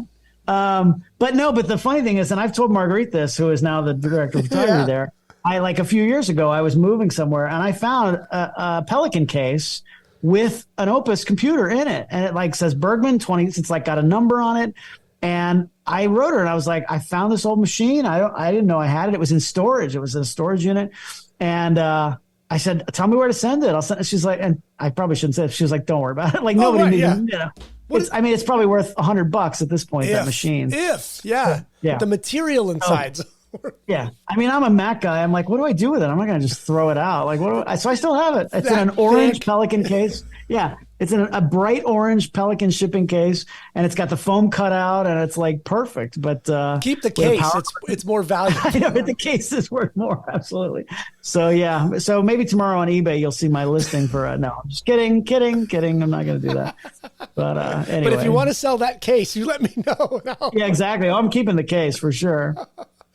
That's hysterical. Yeah, those fun times. Those early freelance years. When did you start to get kind of good at business and getting yourself out there? Yeah, you asked about the business. So it's interesting because I remember when I first moved to New York was right around the time of, I don't know if you knew about this. It was a group called Editorial Photographers. It was EP. They were really involved in the business, and I was following them closely. I knew I had to learn more about business because, as a newspaper staffer, you never had to worry about it. And now all of a sudden I'm a freelancer. I'm a business owner now. And so they had just formed to fight some of the editorial contracts that were the bad editorial contracts. So I was following that. So I had some idea of how that worked. There was a big ruling, Ticini versus New York Times was a Supreme Court ruling that changed everything that we've already talked long enough. I'm not going to get into the details of that here, but a lot of stuff was going on and I was paying attention. I was certainly not that savvy yet, but some of it just comes with time and you have to mess up enough to, realize until you mess something up, you don't know that it's not right, And so you mess it up and you go, oh, next time I'm not going to do it that way. I will tell one quick story. When I was very early in my Herald career, I was 22 years old and I was photographing some Miami Heat games. And there was a player who I won't name the player, but it was a Miami Heat player at the time, one of their B-level stars, but he was making, $40 million over 10 years. Right. So, I mean, he was doing just fine. And the PR person with the team came to me and said he needs somebody to do some family portraits for their Christmas card. He had 2 young daughters, and I won't say any more about him because I don't want to out him. But his wife and his daughters, and he was just building a new house, and again, had just signed a multi-million-dollar contract, and so I knew I had to have a contract, right? Because I knew I had to have something, but I was afraid to talk about money. The best lesson I can give people is you can't be afraid to talk about money. Just fake it till you make it. Everything else in the world runs on money. I'm drinking a bottle of Pellegrino right here. You walk into the store and it's got a price on it. And if you don't want to pay that price, it's fine. But that's the price. And if you think it's too much, the person working at the store isn't going to go home crying, oh my God, they didn't like my Pellegrino. That's just, this is the price. And some people can afford it and some people can't. So you have to be the same way with you. Some people can't afford your work, and that's okay. There are a million reasons why people won't pay money for photography, and only a few of them have to do with the quality of your work. Maybe they don't like your work. Maybe they do. It doesn't matter. There are a million other reasons why somebody may or may not want to spend money. So you just have to not be afraid to talk about money. Well, I learned this at that time because I was afraid to talk about money. And so I sent a piece of paper. I faxed it over. This was back then, right? And so on the thermal fax paper, and I faxed it over. And I remember talking to his wife saying, please read it, please sign it. I knew they had to sign it. It had the price on it, but I never talked about the price with her. I just said, please read it and sign it and blah, blah, blah. So she never did. She never signed it and sent it back. So I go to the shoot. I wasn't going to say anything. So I go to the shoot and I did bring it up. Hey, did you see the contract? Oh, yeah, it's upstairs. Okay, I guess. All right. And it's still, I never was like, is this okay? This is the price? Well, I'd never said, how much the shoot was? $500. I charged $500. Again, this guy's worth millions, just building a multi-million-dollar house, was under construction. $500 to spend a few hours at his house, photograph him with his kids, and make a bunch of like 3x5 prints, at a lab. So I never said anything. So I do the shoot. I brought an assistant. I paid an assistant. I set up my lights, my Dynalights in his house, a backdrop, the whole thing. And I go home and I made the prints. And then like before I delivered them, the person who got me the gig, the publicist, came to me and she said, oh, by the way, they just read the thing and $500, they couldn't believe it was $500. And I'm like, really? Okay, well, why didn't they say, whatever. I was just like, I didn't know what to do. And it became awkward right away. Cause now it's like, now what do I do? Like, they don't want to pay $500. I already did the shoot. I haven't delivered anything yet, but but this is also a Miami Heat player. I photographed the Heat for the news. Like, what do I do? So I said, how much will they give me? So we settled at $250. Which is insane. I know, right? And they gave me the money and I gave them the prints and that was it. And we never spoke of it again. And it was always awkward, Sure. Because it was just like, so that day I learned, okay, you just can't be afraid to have that awkward conversation, And so to this day, you call me for a thing, you email me for a potential gig. I say, okay, this is how it works. This is what I charge for that. These are the rights you get. This is the blah, blah, blah. This is how I work, da, da, da, da, da. And, if they want to negotiate, fine, we'll negotiate. I'll negotiate a little bit, not a lot, but I'll negotiate a little bit. I want you to be happy, but at the same time, I'm not going to give away the farm. So, my time is valuable and this is how business works. So, but sometimes they go, oh, but what is this all about rights and all that? I go, this is how I work. Like I don't sell copyright. I don't whatever it is. My job is to educate the client. And if they don't want to do it that way, that's fine. Go find another photographer. I won't hold it against you. I wish you nothing but the best. And you know what? If you don't get it done right and you want to come back to me later, that's fine too. If not, I hope you get great stuff. It's, I don't hold a grudge. It's all good. Right. Everybody has different levels, what they're at, what they want to pay, what they want. If you're not, at the place where I need you to be as a client and you need me as a photographer, that's fine. We're not the right match for each other. There's a million photographers out there. There are a million clients and we'll work it out. So a lot of it is trial and error. I had to make those mistakes like that one with that basketball player. And I've had many others since then, but by now, after about 10 years of, freelancing, it's been, I've been doing this for 35 years now. So, eventually you've pretty much seen every possible situation, So now I will occasionally do one-on-one, what do you call them? Consultations with photographers. Mm-hmm. And a lot of times it's a business thing. And they come to me and they start the conversation. I go, let me guess. This is what happened, and they go, yeah, how did you know? I'm like, because it's happened to me. Like every possible business situation has happened to me. And you figure it out. You fix the mistakes and you try to make the best of you can with that. And then you chalk it up to a learning situation and you move on, Right. And you don't make the mistake again. That's all you can do. Battle scars. Yeah. Right. So it never ends. It really never ends, the learning part of it. But I wish I had, my advice is always, when people say I want to get into photography or my kid wants to get into photography, I always say, take business classes. Mm-hmm. Right? You'll always be learning and growing as a photographer. I'm still growing as a photographer. You always want to be expanding yourself creatively and trying new things and experimenting. But the business, the foundation of having a solid business foundation will serve you for decades to come. That's the difference between being a photographer that makes a living and dying penniless, right. And them celebrating your work after you're dead, right? You don't want that. You want to make money while you're alive. So, and there's so many photographers that just make that mistake. And it's so simple as maybe 1 or 2 business classes just to get them to have an understanding of their value and how you just... I get it. It's a different part of the brain. And it's like most creatives don't want to deal with it. I feel like I have a pretty good balance between the two sides where it's like the business and the creative, the technical and the creative. Even photographically, you have to have a technical knowledge, but also a creative ability. And if you have too much of one or the other, it's very hard. You may have a vision of something, but you don't know how to physically get it onto the pixels, Right. Or you may be super technical, but don't make a picture that anybody cares about. Right. So it's the same thing. I know if I had to choose, I'd much rather be a great business person and a lousy photographer than the other way around. Oh, yeah. Right? Because we all know people who are average photographers, not bad. You can't be a bad photographer, but, just everyday kind of average photographers who are very smart business people and make a crap load of money, and there's nothing wrong with that. I'm not criticizing that at all. That's genius, right? I have nothing but respect for that. And I know people who are amazing visual observers and incredible photographers who don't make anything because they just don't pay any attention to the business. They don't want to deal with it. And, it's too much, whatever. It's too cheap. Not my thing, Well, all right, fine. Then I'll sell your work. I'll buy your archive after you're dead. And then, whatever. So anyway, if you were able to even keep it. Right, exactly. Yeah, totally. Yeah. So anyway. So you got really, though, sports heavy when you get into New York, that 10-year run, especially with SI. I mean, you are jaunting all over, especially on the east side of the States, all over the place. You had a great run. Good stuff. Yeah, I mean, I was doing it at the Herald for the last few years. I was pretty much all sports. And then, the SI days. I mean, again, I wasn't full-time. I wasn't staff. Right. So I was doing other things here and there, the occasional. I was starting to do more music. But, I was kind of known as an SI guy, as a sports guy back then. And, it was great. I mean, Super Bowls and World Series and all that kind of stuff. What slipped your toe back into the water back into music? I mean, I never really got out.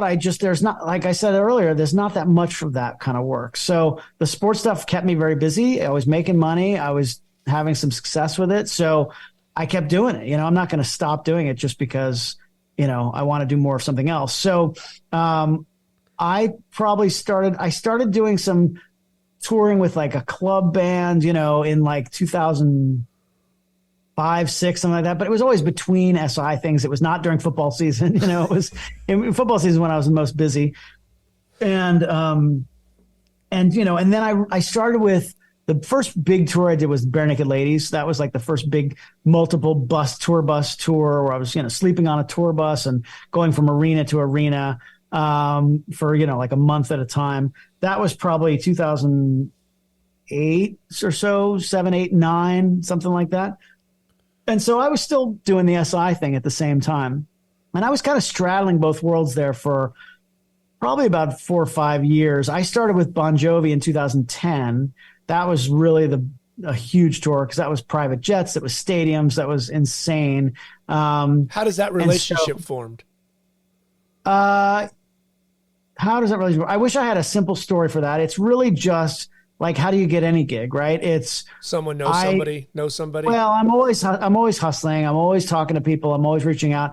And I did have a vision of doing a big international tour on a private jet. Like I said to my friends, I'm going to be with a rock band on a private jet around the world. And they'd be like, yeah, Bergman, whatever, And, right. And then when it happens, they go, how did you do that? Right. Exactly. So I've been called worse, believe me. But, Yeah. So I had pitched a lot of bands, and, it takes years and years because there's no like yellow pages for managers for, Madonna and the Who and the Stones. And, you can't get to those people. So, Jovi was just, I would meet somebody and it's like, oh, my cousin's brother's, son's lawyer is Jon Bon Jovi's accountant or whatever, So, and I'd be like, oh, can you get them a PDF or a print or something? And just over the years, eventually I got a meeting, right? And I finally got to the person who, showed enough interest and had the access and finally got me a meeting with management. And that night I was shooting. Once I got the meeting, I was good. So that's where it was. So I had that first meeting, and I was shooting that night. And then, but again, even that first thing, that night I was just doing the one night, and that was for free. Like I was like, I just want to show you what I can do. And then they brought me back the next night. I went back the next night and brought some prints and like really showed off what I had done and blah, blah, blah. And then by the end of the second night, they booked me for 5 dates, and by the end of those 5, they put me on a tour bus, so it's just like, it doesn't just happen in one fell swoop like that. So tell me, if you're going to shoot for the band, how much of it is their needs, what you want to create, what the manager, record company, you got all these sure octopus that's arms. The job, right? That's the job, right? I mean, when I came in, they weren't really looking for a tour photographer. My initial thing with Bon Jovi, at least, was I had done this thing called a gigapan, this super wide high res panorama shot. The most famous one I did was at President Obama's first inauguration, and it got 30 million views, and I was on CNN. Like it went insanely viral. And I had gone into this pitch meeting to talk about tour photography. And it was, during the day at a show. It was like before sound check, like backstage, and just not with Jon Bon Jovi, but with the manager and a couple other people. And I pitching them on tour photography, and they were kind of like lukewarm about it. They were like, nah, John's been photographed by everybody, and we're really not that interested in tour. And I was like, okay. And then I start going through my Rolodex in my head, like, okay, what else can I talk about here? And I talk about Sports Illustrated, and they're sports fans. So that was kind of, got them excited about some stuff. And then I mentioned the Gigapen. They were like, oh yeah, we saw that. Yeah, well, John was at the inauguration. Oh, that was so cool. Do you think you could ever do that at a concert? And I was like, yes, I can. Absolutely. I had never done it at a concert before. And there are some challenges doing it at an indoor event with light changing constantly. And I was like, absolutely. And one of the smart things I did that day, I had driven, this was in Philly, and I had rented a car. I live in New York City. We don't own cars. So I had rented a car, but I was just going for a meeting. I was not intending to shoot that night. I was just going to meet them, but I had all my gear in the trunk just in case. Right. And they said about it doing one at a concert. I said, oh, I could do one tonight if you want. They were like, here you go. Bink. And they put the all access pass on me, and they said, go for it. So I went. Mama did not raise a dummy. That's for sure. There you go. It's one of those things, right? One of those moments where I look back and I go, yeah, if I didn't have my gear with me that day, forget it, and not even just my regular gear, my Gigapan gear. Like I had lights with me. If I had to do a portrait, like I had everything with me. Right. So, cause I had no idea. And, so I did a gig. So I went to the lighting director, and I met her, and I introduced myself, and I wanted to get a rundown of the show. I'd never seen the show. I wanted to get a rundown when the lights, I'm like, is there a point where the lights are on for, the house lights are on for any extended period of time? She was like, oh yeah, there's these 2 moments in the show where John's getting the crowd riled up, and it's on for like 10 seconds, whatever. I was like, okay, good. So I had notes, I had taken notes of all this stuff, and I was ready. And when the moment came, I was able to do a very quick Gigapan, not like my Obama one where I was over a long period of time, but I was able to do at least a higher res photo than a normal picture. And so I did it. I drove back home. I stayed up all night working on it. And then I sent it to a buddy of mine who was affiliated with a gallery in Philly, and they were playing 2 nights in Philly. I went back the next day, and instead of just showing it to them like we talked before, instead of just bringing it up on my computer, the thing is it's so high res you can like zoom in and see faces in the crowd. This picture wasn't quite as high res because it was only 9 or 12 frames instead of 150, right? Because it's not enough time.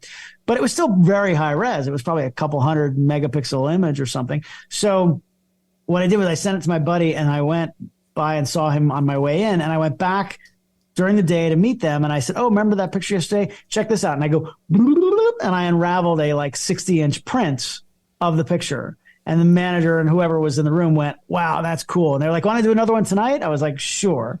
So I did another one that night. And then by the end of that night, they had booked me to do Gigapans at 5 more shows. So, but then that second night I said, hey, so I'm doing one at the beginning of the show and I'm doing one at the end of the show. In between, can I just like shoot my normal pictures? They were like, I don't know. We have to talk to John, ask him if that's okay. But I said, okay, let me know, whatever, all good. And they came back to me later. He said it's okay because he has to know, like, because he'll see a photographer there. Sure. And if it's not somebody he knows what the hell's going on, that's a problem. And the last thing you want is him to get on his talkback mic and go, who is that photographer there? So I did. So I did the gig event at the beginning. I put it away for a while. I went and I shot my regular pictures. I did a gig event at the end. So then as I was doing Gigapans every night, I would show them some of the other pictures, and I started asking them about, we could sell these and make some money and, sell prints and blah, blah, blah. And so, slowly but surely. So eventually we ditched the Gigapan and I was just the tour photographer. So but it's slow and steady and you just keep pushing. And I spent like almost a decade with them traveling the world, on a private jet. It was insane. It was like the most insane gig I've ever had. So, yeah, that's where it all started. I've been a team photographer for a professional team, and there's access, and you talk about, okay, I want to be able to do this and do that. And you start to get a sense of when people don't want the camera brought up. They might want you in the room, but don't bring the camera up. Yep. When was that conversation brought up to the band about when not to shoot this? Never. It's not a conversation. It's you as the photographer have to just know. Have a sense. Right. And that's the job. I often say you have to be a good photographer, of course. But the way I usually word it is I say you have to know when to be in the room and when not to be in the room. Mm-hmm. Right. And that's what it's about. And you have to feel it. I think I feel like the good ones are like amateur psychologists, right? Like we can read people and we have to understand people. And you have to know whether it's, Jon Bon Jovi or the guy sweeping up the stage. You have to know when you are being inappropriate, right? When you're awkward. Like I was saying before, you got to be a good hang. It's all part of the same thing. You got to be able to feel, you got to have that awareness, that self-awareness of, okay, I'm being a problem now. Like this is not appropriate. So, Jon Bon Jovi told me once, he said, I was waiting for him outside his dressing room because he was going to sign a guitar for like a charity thing. And I had to get a picture of him signing it as proof that it was, that it was real. Authenticated. Yeah. And so I had the guitar and I'm sitting outside his dressing room and it was after the show and I'm patiently waiting outside the dressing room. This was early in my time with him. And I'm patiently waiting outside the dressing room. And he was in there forever. Like it was like way longer than it had to be like an hour and a half. And I just sat out there. It's my job. It's fine. I sat out there with my camera and the guitar. And then eventually he goes to leave and he comes out and he didn't know I was out there waiting, obviously. And I said, oh, by the way, I need you, he knew about it. Can you just sign this? And he said, you've been sitting out there the whole time. He said, look, and this was early on. He said, there are 3 people who can come in my dressing room unannounced and you're one of them. So I assume the other is the manager and his wife, probably, or the other 2, but I don't know. I didn't ask him. But exactly. Right. But I was like, holy cow. But that was not something I asked him. He just said that because of the way I had acted, and I gained his trust over that time. Now, having said that, the next day I didn't just walk into his dressing room and sit down and be like, hey, buddy, what's for dinner? I still would have probably waited outside his dressing room with that guitar for a while. Maybe eventually I would have gone in a little earlier, but it's still, just because I can go in the room doesn't mean I'm always going to go in there. Right. So you just have to know when, he's doing his vocal warm-ups right now. I'm not going to go in there right now. Now eventually, like, there's good pictures there sometimes when he's getting a chiropractic adjustment or something. So I'll go in for like 30 seconds and I put the camera on silent. We didn't have that back then, but I put the camera on silent and I just make a few frames and I walk around very gingerly and quietly because you don't want to be like, hey, buddy, what's going on? While it's all quiet in there. So I go in, I do my thing, and I get out. And the more you do that, that's how you gain the trust of those people, whoever it is, whether it's a sports team or, the coaches can be, if you go to the coach ahead of time and you say, hey, can I come in and photograph in the locker room after the game or whatever? They'll be like, no, but the first time you do it, and you just kind of like go in with the PR person or something and you're in there and you show that you know how to act and you know when to shoot and when not to shoot, and the players start to trust you and the coach starts to trust you. You don't necessarily have to have that conversation. Each situation is different. Sometimes you do have to have that conversation, but I always feel like if you make it into a big deal, then it becomes a big deal. So if you're like, all right, coach, look, the only way this is going to happen is if I get in there, and they'll be like, no, this is too much hassle. I don't want to deal with it. Right. The exception to that is I'll never forget Pete Sousa, who I've become somewhat friendly with. He's a super nice guy who was Obama's photographer for all 8 years. He's an amazing photographer, super nice guy.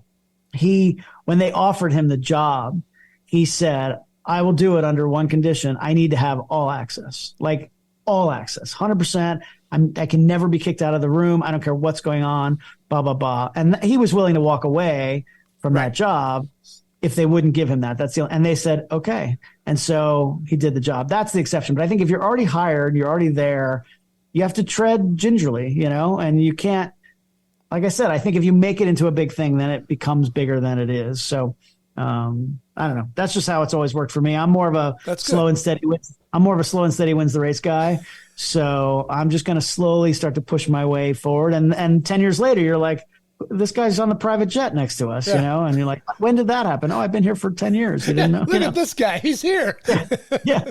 I always used to sit on the jet and I'd be like, you're still paying me, right? Like I'm still, I'm here, right? Okay, cool. I'm just going to keep doing it until you kick me out. That's how I feel now. I'm with this guy, Luke Combs, who is the biggest thing in country music, and his management is amazing. And he's such a great guy, and the band is awesome. And I'm having so much fun doing this tour. And I've told the manager, I said, hey, I'm going to ride this rocket ship until you kick me off. So that's all. I'm not going to say it again. And, I'm just going to assume that I'm hired every year and going to keep coming back until you tell me otherwise, So they're like, oh, yeah, you're still here? Okay. All right. When did you look at yourself and say, I'm going to make David a brand? When did you go to Adorama and go to have a conversation with Canon and start doing those kind of things? Because you've done a very great job at it. Not a good job, but a great job. I think it's the same kind of thing, though. I think it's just a slow and steady thing. I don't know that I ever one day said, oh, I'm going to be a brand. I mean, that seems so obnoxious to say about yourself. So I've just been me the whole time. And I, like I said early on, I had relationships with Canon. And so I've always seen value in, look, relationships are everything, right? I mean, whether it's somebody who works at a company or it's a friend or, an intimate relationship, whatever it is, it's all about relationships. So I've always tried to do that. And I don't burn bridges. I shot Nikon very briefly for a few years. I was a Canon guy for a long time. And then there was some tech things. There were some tech issues with some of the Canon stuff for a few years. And I switched over. Nikon, made great offers to a lot of us. And so a lot of us switched, and it was great gear at that time. And now I've come back to Canon, and but I'm still friendly, with some of the Nikon people, and, I know some Sony people, and I don't get, it's not gang warfare. Right. So as far as that goes, as far as the Adorama thing, I think that is just, I had always done not a lot, but I had always enjoyed doing speaking gigs. And over the years, I've done more and more sort of education. I was doing more educational stuff where, you get to the point in your career where you've done a lot of stuff. And I feel like, I don't know, maybe it's silly to think this way, but I think I have things to offer, right? I've have experiences. Like I said, when I do these one-on-ones, I have a lot of experience, and a lot of young photographers don't know. They just don't. There's no farm system, so it's like, how do you learn? You have to learn from people who are doing it who were doing it before you. So the Adorama thing, I was pitching them for a long time on doing some kind of a show. They have a very popular YouTube channel. They have over 1 million followers now and are subscribers. And probably 8-9 years ago now, it's been a while. It's probably been 8 years. Yeah. They finally signed me on for 1 year to do, for the first 3 years, it was called 2 Minute Tips with David Bergman. It was just these little 2-minute, photo tip show. And it was great. It was well produced. I had a co-producer with me, and we put a lot of effort into it. And Adorama, paid me to do those, and it was great. So it was part of my profession. It was part of my, I make a living doing this. So I was still shooting and was doing that as well. And over the years, the more you do it. So we switched it after 3 years to, it's now called Ask David Bergman. It's not 2 minutes. And I sit in my studio, here in my studio. Sometimes I shoot on location, but usually it's in the studio. And I answer photo questions, and I'll pick one question and I'll do a whole show on it. It's usually 8 minutes, 10 minutes. And I don't know. It's just been, I don't know that I think of it from a brand standpoint. I just think of it as, this is what I have to offer. I'm still working as a tour photographer. I love doing that. I'm getting on the road in a couple of days, and I'll be gone every weekend this year because we're playing with Luke. We're playing stadiums this year, so we're gonna have a show almost every weekend this year. And then I'm still doing every other week. I do a video for Adorama, and like I don't think of it as in a brand sense. I just think of it as, this is what I do. This is what I have to offer. And hopefully it'll all go on for a very long time. But, things always change. If there's a change, I'll do something else. But it's still going to be me. It's still going to be what I'm good at and what I have to offer. And I try not to stray too far from that. Do you still have the vest, the photo vest from that Canon photo shoot with the soccer players on the Jeep? Do you still have that vest? The soccer players on the Jeep. No, I believe that was a one-time purchase that I threw out afterward. That's funny that you saw that. That was I don't know. I'm David Bergman. I'm David Bergman. That was an Adorama Canon deal that somebody came up with. I didn't come up with the original concept, but somebody came up with, and it was kind of a spoof of myself. And it was very fun to do. It was actually a scripted video. I had never done it before. Dude, I had a script. How did you not win an Emmy? Because I'm not a good actor. That's why I didn't win an Emmy. It was funny though. It was fun to do. It was so good. It was really funny. Well done. It was legitimately like Canon. The idea was to have it legit be like a thing for like soccer moms to get them to step up from their cell phones to buying a real camera. That was kind of, to using even a entry level DSLR, and how much better it is for shooting soccer and things like that. And so that was the idea. I don't think it got a lot of traffic. So we had talked about doing a series of them, but I think the budget probably outweighed the ROI on that. The ROI on that was probably pretty low, but it was super fun to do. We had a big production crew. I brought in a friend of mine to produce it, and there were drone works and extras and the whole thing. We had a whole kids soccer team, 2 kids soccer teams, and I think it was the Canon rep's daughter. I think it was her team that was playing out in Jersey somewhere, or maybe it was Long Island. I don't remember. You had a nice overcast day too. Sky was all perfect. Blanket. Yeah, and the premise was supposedly this woman and the mother and the father were real actors and comedic actors. The guy, to this day, I think about him and it cracks me up because he's such a goofball in this thing. I think I still follow him on Twitter. And but she basically comes in and she's like, I come in like, I'm David Bergman and I'm going to help solve all your problems. She's like, who are you? I didn't call you, like, why are you here? And I'm like, I'm going to teach you how to. She's like, yeah, go away, basically. So, I just kind of spoofed myself. And the vest, I've never worn a real photo vest. I can tell. To wear one of those, and so we were like, how do we make me look even more pathetic than I actually am? So it was fun. It was definitely so fun. Good. The research in the podcast is like the best, and like going down the rabbit hole, I was like, oh this is good. One of my friends, whenever he sees me, he goes, there was a line in that, I think it was the father, and I show up and the father's all impressed with me, like he's like, I'm a big fan. You're right. He goes, that's David Bergman. He's a professional photographer or something like that. And so my buddy always says that whenever I show up, it's David Bergman. He's a professional photographer. Yeah. So I'll never outlive that thing, but it was fun. It was fun to do. It's good times. Oh, that's good stuff. Yeah, but that's the thing. I mean, just like you, man, you stick around, you do this long enough, you wind up doing all kinds of weird. Right. I did a party with Martha Stewart and, a video spoofing myself. So, and everything in between. So it's the best. I mean, it could be worse. Best. Nobody can care. The best. I remember when I first started shooting in New York, which I didn't shoot in New York that often, but occasionally the magazine would send me to like a Yankees game or something. And like the Yankees longtime photographers, all the local press here, they're tough people. And I come in as this punk, who they don't know. Luckily, I was working for Sports Illustrated, so they had to kind of let me in, But I feel like I was never really a member of the club, But they had to be, they had to at least give me a spot. A new guy, they wouldn't even give you a spot, right? But so anyway, a few years later, I'd be sitting there, and I'll never forget this.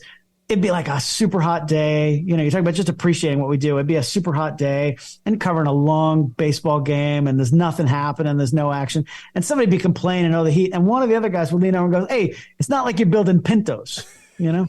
Like, I love that line. It's not like you're building Pintos with that exact accent.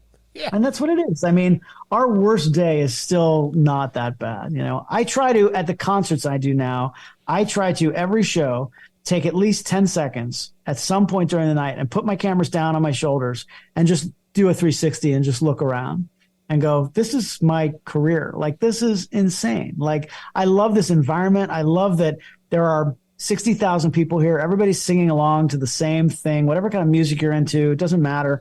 Everybody's here in the same environment. Like, everybody's got their own story. I'm looking at people going, okay, that couple's on a first date. That's a guy reconnecting with his daughter. That's a, you know, mother and son or whatever it is, you know, and it's just, everybody's got a story, but we're all here together in this environment. And I get to go wherever I want to and document this and make pictures that people like, you know, cause I want people to see the pictures and remember this moment. You know, I want them tomorrow to look at the pictures and remember this moment. And I want the people who weren't here to wish that they were. That's what I feel like my job is now. So I try to never forget that and really be appreciative of how great it really is, you know. And yeah, we have our tough days. You know, I remember coming back from an Olympics, and you can't complain about covering Olympics, right? To normal people, you know, people outside of our industry. To each other, we could be like, oh my God, the press bus was so slow and it didn't show up. And the food in the media village was the worst, you know, like it was just whatever, blah, blah, blah. And the French guy doesn't have any deodorant. Right. But you say that to like a person who's not in our industry, and they go, oh, poor baby, you didn't have good food while you were getting paid to cover the Olympics in Japan, you know? And I'm like, okay, yeah, I get it. So I try not to be that guy. And like, you know, we all have our tough days, but it's still a pretty great career so far. So, and I'm going to ride this rocket ship until they kick me off. What photo are you most proud of? Oh God, that's impossible. How do you answer that question? Okay. If I say, Dave, make me a print, please make me a print, what would you give me? Well, I mean, truthfully, I'd have to know a little bit more about you. If you're a music guy or a sports guy or whatever. I mean, I will do that if I'm meeting somebody new who I'm like pitching on something and we have a mutual friend, I'll be like, are they a fan of a particular sports team or a musician or something? But if you just say anything, I have a Bon Jovi photo that I often use as a thank you. It's a nice black and white remote shot from the stage of John, kind of like in an Elvis Presley pose, kind of, you know, that just is it's really nice on good fiber paper, black and white, you know, and I sign it and date it. And like, so I have a few of those hanging around, but, fiber paper. Oh, right. God. I mean, but that's the thing, like, you know, you want to impress somebody if you're giving them a real print.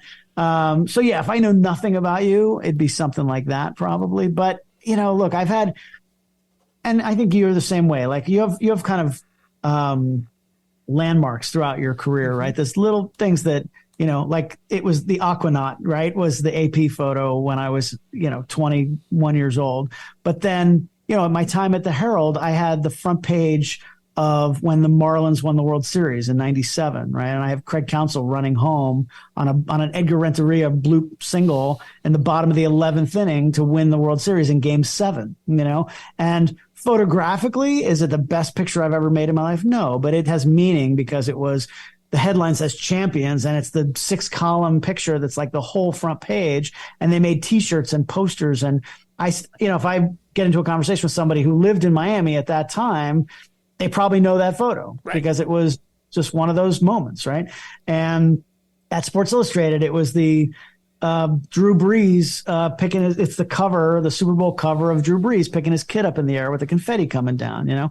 So I have that and the Obama inauguration Gigapan. And, you know, if you're a Jovi fan, there's a couple of those that you may remember. So, you know, I've done coffee table books with Jovi. So yeah, I don't know that I have a picture that it's like my favorite photo. Cause even like I have some pictures in my apartment, you know, hanging on the wall and I change them up. You know, I like to change them up all the time. It's not like one picture that has to be there every time. It's like, oh, this time I'll do a grouping of 4 or 6 sports pictures, and then maybe tomorrow it's more fashion-y photos, and then not every day, but next month it'll be music stuff. So I change it up. It changes the mood, and it's hard to say this one, but I do have those kinds of career moments that definitely people know of. That it's good to remember those things. Is there one you missed that really just still irks you? That is painful?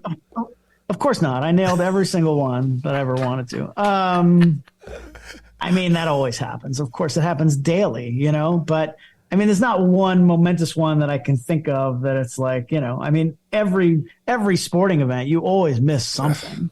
I mean, it's impossible that's part of it, is you gotta nail the big stuff, but there's always pictures you miss. I've been asked that before, and I can't think of one in particular that I was like, if I just had gotten that picture, it would have changed my life. There's nothing like that, but you miss stuff all the time. I mean, I have just even recently, so again, I'm on tour with Luke Combs. He's a country artist. He, sometimes he carries around a red Solo cup of Jack and Diet that he drinks from all night long.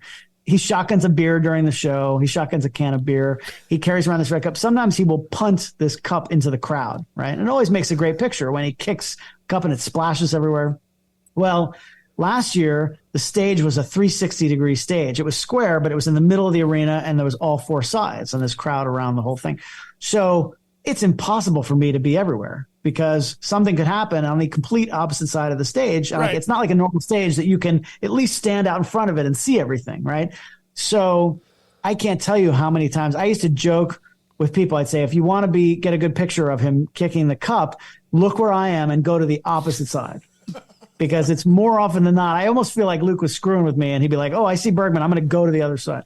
So there were a couple times where I was sure, because it's usually the beginning of a song, and it's like he's right in front of me, and it's like I'm going to get it, and then, he moves to the other side or something. I had one time I was running from, I had done a high angle shot from upstairs in the upper deck, and I came running down, and I came out of the tunnel, right as he kicked it, and he was right in front of me, it would have been beautiful, you know what I mean? I was perfect, and I was literally just coming out of the tunnel. I was like, So, but the advantage I have is I can try again tomorrow. So next time. So I try not to beat myself up on those kinds of things. You're not going to get everything. It's just impossible. There's no way. How many remotes or how involved are your remotes in tour when you're shooting a tour? Are you setting up a lot? I do. I don't set up a lot, but I will I think I always have at least one on stage.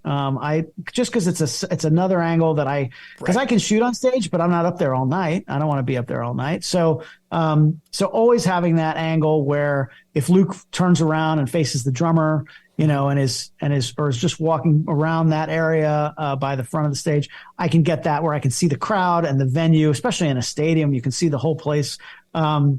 So that's nice to have that big wide tableau photo. So I always have one on stage. Sometimes I'll put up a second one up in the rafters or something, up in the lighting trusses. It can be tricky. It's been tricky with the stadiums because with the arenas, they set it up that morning, and I can just get off the tour bus early and put it up when they're building the stage. The stadiums, that's usually done days ahead of time.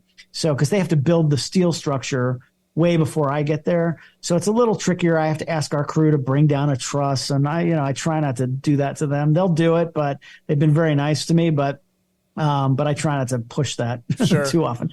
So, and I actually recently last year I bought myself what I affectionately call the big ass tripod. And it is literally a 20-foot or 30-foot high tripod that it's made for photographing, surveying roofs and things like that. Yeah. So I haven't done it at the current stadiums yet, but I'm going to at some point. I have it in a truck that goes with our tour. So whenever I want it, it's already there. So I will literally off the side of the stage, set up the camera, and then I will run out and raise it up and take a picture and then raise it and then bring it down. So I can get sort of a 20 or 30 foot angle shot, high angle shot without leaving a camera up there all night, which is nice because I can't get it down that quickly either. So, so I've done that a few times. I've which is wow. Fun. Yeah, it's a little obnoxious because there's no way to do it without being in the video shot.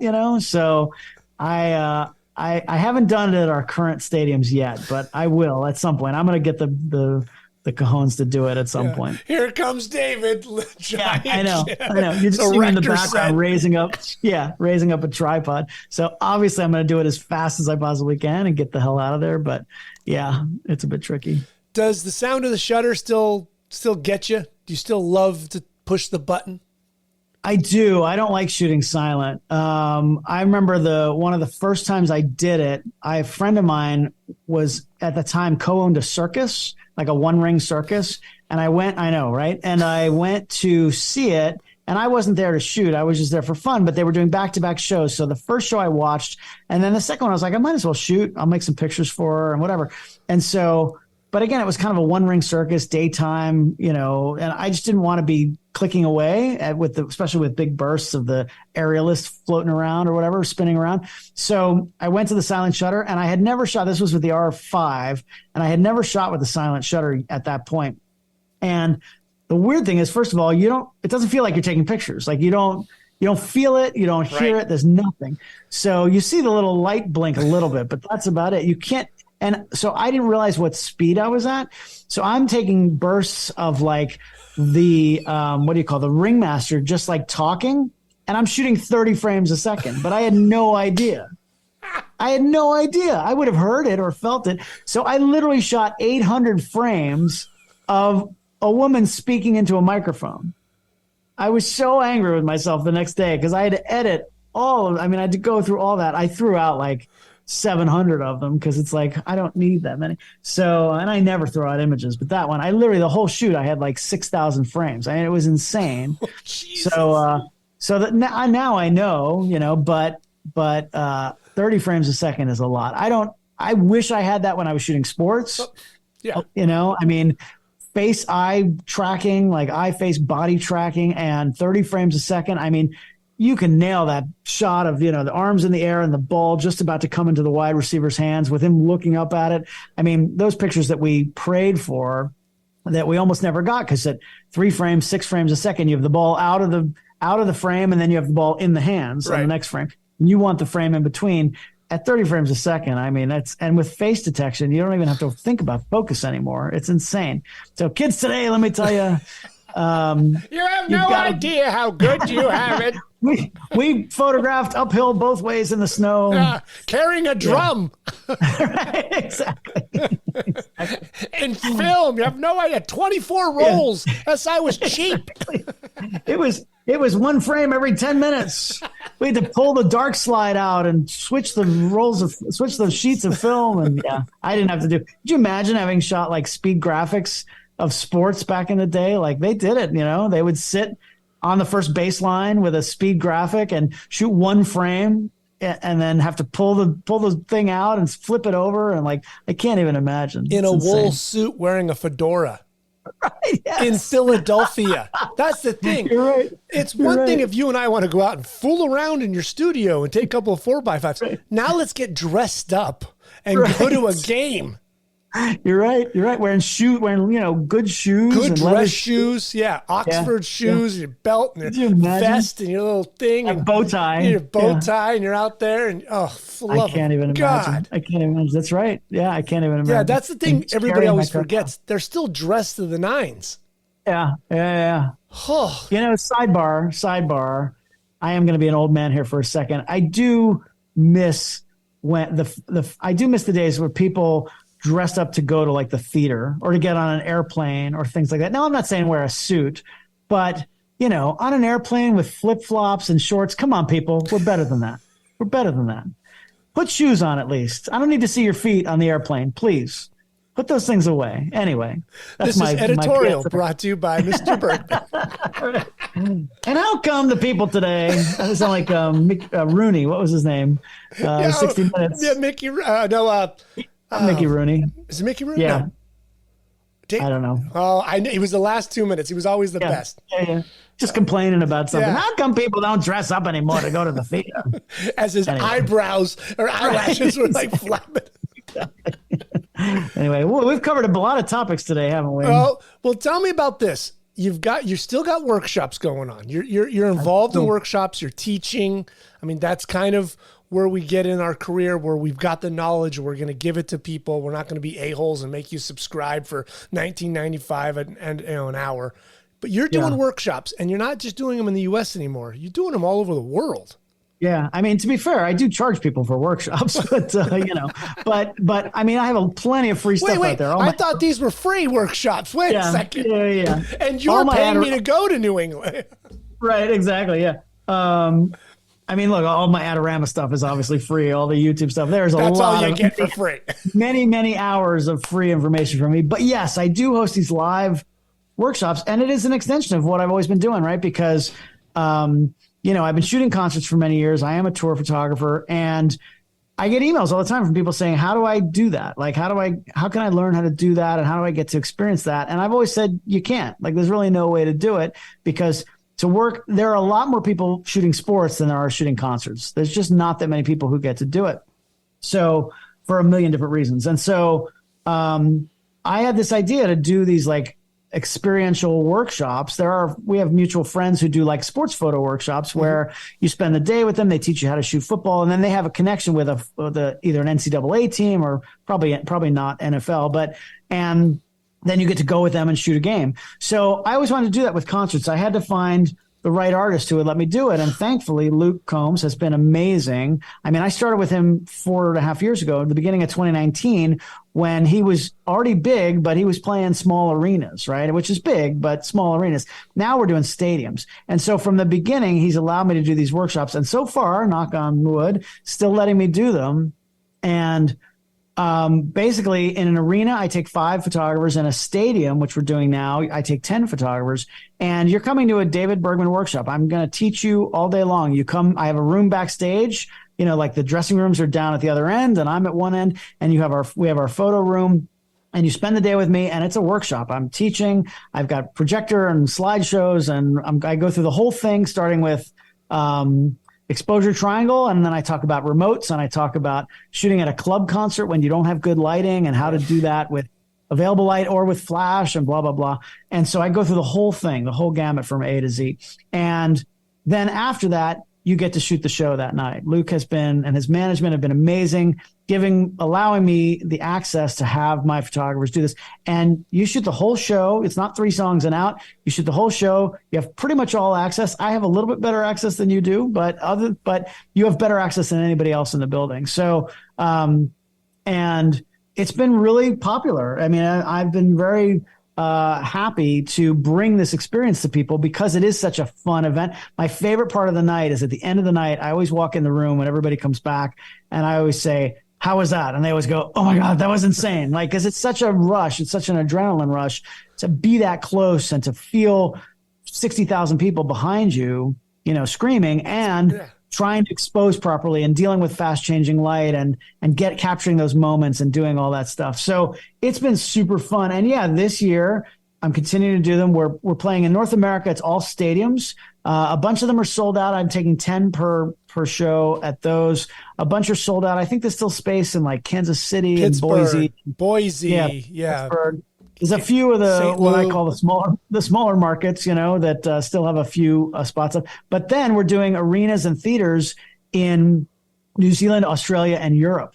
And these are the first ones I've ever done outside of North America. So we're doing Auckland and Sydney and Brisbane, Melbourne, Adelaide, Perth.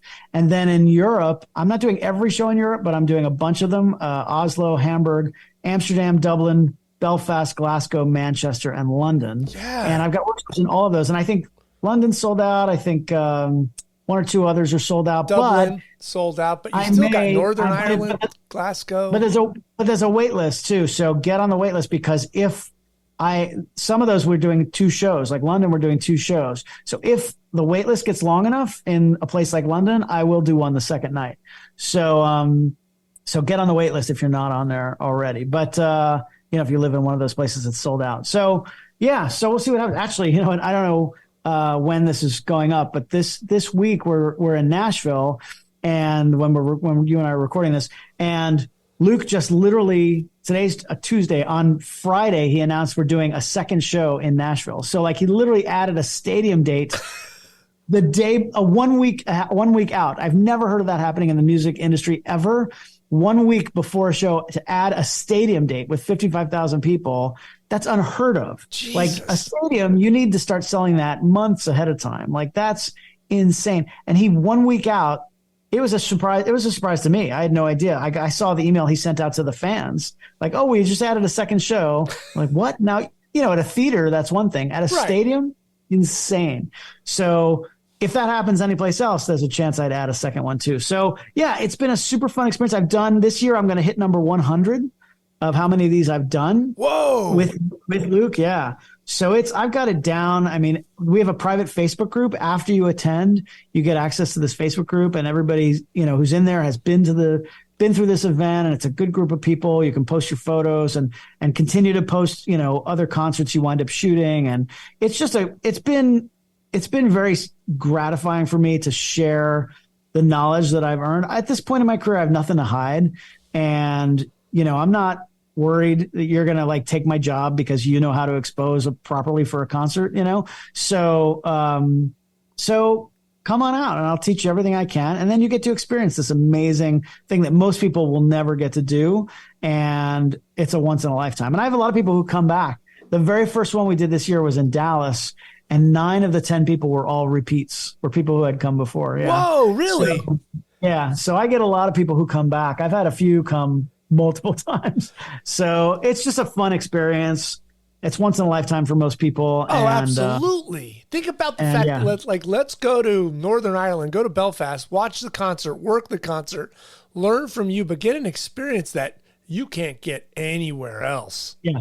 Yeah. Even if you're a working press photographer, they get 3 songs and then they're out. That's the way it works, and it's fine for a press photographer. You get your pictures and you go, but this is a learning environment, and I'm teaching you to like, not just stand in the pit all night. I want you to go up high and do that wide shot. I want you to do the tight shots. I want, so yeah, it's really fun. It's been very gratifying. And to be honest, I'm the only one in the world that does this. Like there's because you need a person who can teach, and I've been doing that for a long time.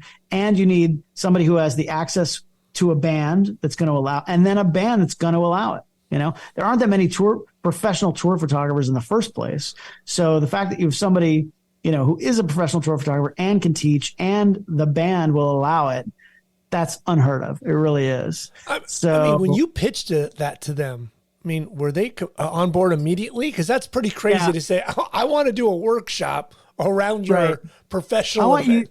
I want you to allow me to have 5 to 10 photographers who you don't know come shoot the entire show with me. No, it's unheard of. I pitched it to a lot of bands. It wasn't just to Luke. I pitched it over, and this took years. This was like we talked about getting in with Bon Jovi. It's the same thing. I spent years pitching this to different people and different bands and anybody, labels and publicists, anybody I could get to.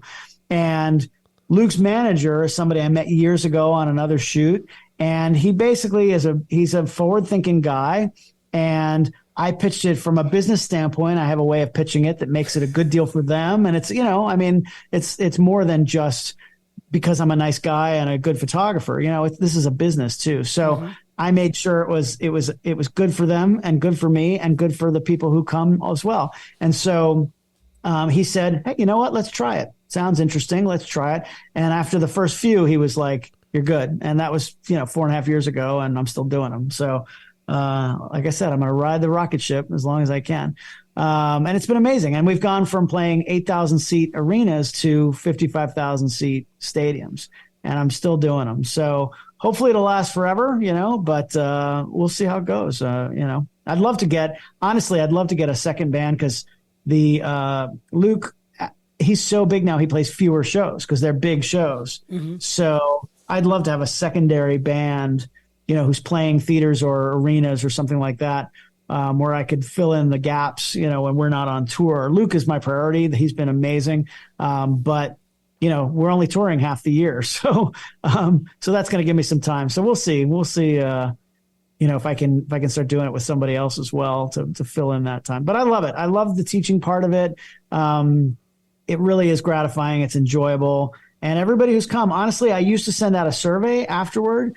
And it sounds dumb to say, and I'm not trying to, blow smoke up my own butt, but every comment I got was positive. Like, it really was like, everybody was like, this was I didn't think it was going to be as good as you said it was, and it's just as good, if not better. And I wish more people offered this, and blah blah blah, and so much fun, and so yeah, so I stopped sending the survey. I didn't need that anymore. But I mean, everybody can contact me. They know if they have an issue, they can. Everybody's got my email who comes. So, but yeah, it's been fun. It's been really, really fun. So I guess I'm an educator now, a photo educator. I'm kind of half tour photographer, half photo educator. Professor Bergman, please. Professor, yes. Yes, sure. Professor of what? I'm not sure, but yeah. If you weren't taking pictures, if you weren't a guy who made great photos, what would you be doing? Oh, goodness. So it's funny. Luke has a song called Doing This, and he says, it literally goes, somebody asked me once in an interview, if you weren't doing this, what would you be doing? And he always says, I'd still be doing this. It just, maybe it wouldn't be at the stadiums. It would be, in front of 5 people at a club or whatever. I mean, I'd probably always be doing something visually, but honestly, I was going to be a producer. I was going to be a music producer. I could have seen, I still could see that if I had pursued that path, I would have been doing that. I'd still be in the music business. I still like hanging around musicians and being around, creative people like that. And that the live environment I love. But maybe I'd be a front of house engineer, a sound engineer on tour or something like that. But, I'd still be tour adjacent in some way. Were there any bands you kind of poo-pooed, like the Black Keys or Greta Van Fleet, where you're like, man, I'm never going to shoot that lousy band? No, honestly, I mean, it's fun to think about, if you could do any tour, like what would it be? And, I have my favorite artists and stuff. But honestly, I've done tours where I didn't think it was going to be like my cup of tea. So I'll be honest about this. I did Lilith in 2010, Sarah McLachlan's tour. And going into it, I was like, okay, I love touring, so it's going to be enjoyable. The crews are the same on every tour. It doesn't matter who the artist is. It's super fun. It's a great environment. I love being on tour buses and all that. But, Sarah McLachlan, it's not really my thing. I'm not sitting at home listening to, Angel all day long, crying myself to sleep, watching the dog, the ASPCA commercial, right? But let me tell you, when I'm on a tour, here's the thing about me. I love watching and learning from people who are really good at what they do. And Sarah McLachlan is amazing at what she does. She is incredibly talented. She's super fun. Like, I don't know how much people know that, but like she's, such this elegant singer and, just this beautiful, emotional person. But she drinks beer with the crew and like she can curse like a sailor, and she's super fun. I mean, not all the time, but watching her on stage and when she hits those notes, it's moving, it's emotional. And I loved it. I loved being on the tour. So that's the answer is I don't really care who it is. I would never turn down a tour. I can't think of one that I would be like, no way.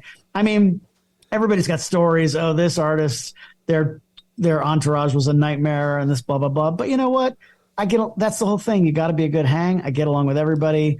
And I think it'd be a blast. And it's different experiences. I love, I've been on, the Lilith tour and I've been on Bon Jovi and I've been on Bergman, and it's like, and now this is my first country tour with Luke, and it's a blast, it's a different vibe, different people, gives you different exposure. There were friends of mine here in very liberal New York City who were like, really? You're going on a country tour, And I was like, yeah, you know what? At this level, if you're a jerk, you're not still working, right? Because again, if you're not a good hang, they got rid of you a long time ago. So you didn't make it to this level where you're playing arenas and stadiums. So at this level, everybody's professional. Everybody's really good at what they do. And it's a blast. So, no, I don't think I would turn down anything. I've got a few that I would love to do because it's just like favorite artists and things like that. Do you want I don't even know. Do you want to say? If that would kill it. I mean, like I'm a huge Sting fan. I would love to do a Sting tour. I photographed him a couple times, just not working for him. But and I would do that tour in a second. Sting, Peter Gabriel, like Genesis, Phil Collins, that kind of thing. Because I'm an '80s kid. But Journey, I've worked for them once or twice. But I don't know if it would be almost harder to do with a band where you really love the music because, when you're shooting, you're not really hearing the music right now. on a tour, it's a little different because yes, you're more comfortable and you like, I make eye contact with the musicians because we're friends and like, it's a little different. If you're a press photographer and you get 3 songs, like you're so busy thinking about the light and composition and making pictures. And then you get out of there and your friends go, what songs do they play? I don't know. I have no idea. Like I didn't even hear it, but the light was really harsh from the left, right? That's all you remember. It's a little different on a tour. You do get a little more, you can relax a little more and you can hear it and the inside jokes and you can kind of see that stuff. So I don't know. I don't know how it would be if it was like one of those, like my super favorite artists, but look, I'm a professional. I would do what I got to do, Yeah, you make it work. Make it work. It'd be a blast, I think. So anyway, Sting, you can call me if you want, buddy. I got his number. Hold on. Let me get him on here real quick. Gordon Sumner. Yeah. Give me a ring whenever you want. That would be cool. It would be interesting to cover people, that 80s nostalgic where you could be like, oh, I was in 8th grade when this came on, or Phil Collins was on Miami Vice playing the heavy, and stuff, and they're doing Into the Night and Air of the Night. I mean, again, I like every artist that I've worked with. I mean, I had a moment at a Bon Jovi thing that I'll never forget where, and I grew up, look, we were all Bon Jovi fans in the 80s.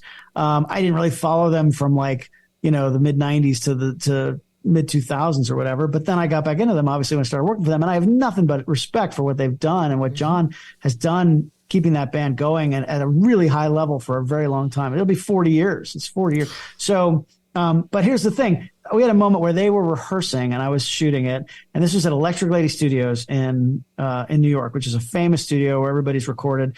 And first of all, just being in that room was amazing. And then, they normally don't do this at rehearsal, but for some reason, Jon called it. He said, let's do Prayer, Living on a Prayer, right? So normally they don't rehearse that song. They've played that a million times, I'm sure. But for some reason, they kicked into it. And I'm in the middle of the room I was doing like a 360 pano kind of a thing. So I'm like turning around so basically for one moment, I had to put the camera down because I was like, okay, wait a minute. I'm in this room. The only other people in the room are musicians, right? And they're playing Living on a Prayer. It's not like a cover band playing Living on a Prayer. This is Bon Jovi playing Living on a Prayer, basically just for me. Like I'm the only one in the room. I mean, there are people in the sound, in the production booth, but I'm the only one in the room. They're all facing in the middle of this, round room, basically. They're all facing the middle, and I'm in the middle, and I'm spinning around doing like a panoramic. And for a second, I was like, this is insane. Like, who does this? Like, they're playing Living on a Prayer right now. And this is Bon Jovi. Like, it was that. So I have moments like that where I'm like, I try not to ever be jaded on it because it's unbelievable sometimes when those moments happen. Let's be honest. They were playing that for you. Yeah, totally. They were like, you know what? This one's for Bergman. Here you go. Yeah, and we'd like to get their lighters out. Yeah, we'd like to play this for David. Yeah. This next one goes out. Wolfman Jack's dropping it for David. Caller, you're on the air. Yeah. Long time listener, first time caller. Yeah, good times, buddy. David, you're the man. I can't thank you enough for this. This has been great. So fun. We talked for like hours and hours, but so fun catching up with you. It's been a long time. We got to, have a drink next time we're in the same city. Are you coming out to LA anytime soon? I was just there. I was nominated for an iHeartRadio Music Award. I saw that twice. Two-time nominee. Two-time nominee, two-time loser to Harry Styles photographers, because it's fan voted, and Harry Styles fans are well-deserved, incredibly passionate fans. So, but thank you to all the Luke fans who voted for me, all the Bon Jovi fans who voted for me. I certainly appreciate that. But it was fun. I got to walk the red carpet as a nominee, and that was a blast. But yeah, so I was just there. But we're not playing LA this year. But you should come to like Boise or something. Come on out. I'd love to go to Boise. Yeah. We're playing the stadium there. Isn't that the one with the blue turf? Blue turf, yeah. We're covering it up, but we'll be in that stadium. So I think I did a game there years ago. I did the Potato Bowl there. There you go. Of course you did. Yeah. Yeah, I was like, you're sending me where? Okay. All right. Hey, Yeah. pays the same. Pays Doesn't the matter. same. Yeah, thanks for having me, man. This was super fun catching up with you. It's been way too long. This is great. Good stories. You dropped some great knowledge. I got all my little notes here. I'm going to cut up and give all this great advice to everybody who listens. And Cool. hopefully we fill up all your dates in Europe. And yeah, workshops. Yeah, Shoot from the Pit. Shootfromthepit.com is that website. So yeah, anybody wants to come join me in Europe or around the North America or Australia, New Zealand, that's going to be fun. I've never been to Auckland before. I'm excited about that. So I love Australia, but I'm looking forward to Auckland because I've never been there. Notch that one off the belt. Done. Exactly. I just have to step foot in Antarctica for 1 second just to say I've been on all 7 continents because it's the only one I haven't done. That's a real trip to get there. It is. Yeah, you got to go across. What is it? The Bering Strait? What is that? I forget. Not the Bering Strait, but there's that one like passage. Some passage you have to take on a boat, and it's like the toughest the Horn ride or something, or yeah. Well, Cape of Good Hope. Yeah, whatever. You got to go. I don't know. I'm sure we're screwing up. All Two that, guys but. who have never been there trying to tell people how to get there. Oh yeah, this is what you got to do. Let me tell you. It's real easy. Yeah, it's great. No problem. All right, you're the man. I appreciate it. Thanks, buddy. Great being here, and I'll talk to you soon. Okay. Thank you for listening to my conversation with David Bergman. If you enjoyed this episode, please click the like button and become a subscriber to the podcast. Remember, you can follow the Just a Good Conversation podcast on Instagram, and you can find all of our past shows on the website at justagoodconversation.com. Thank you for listening.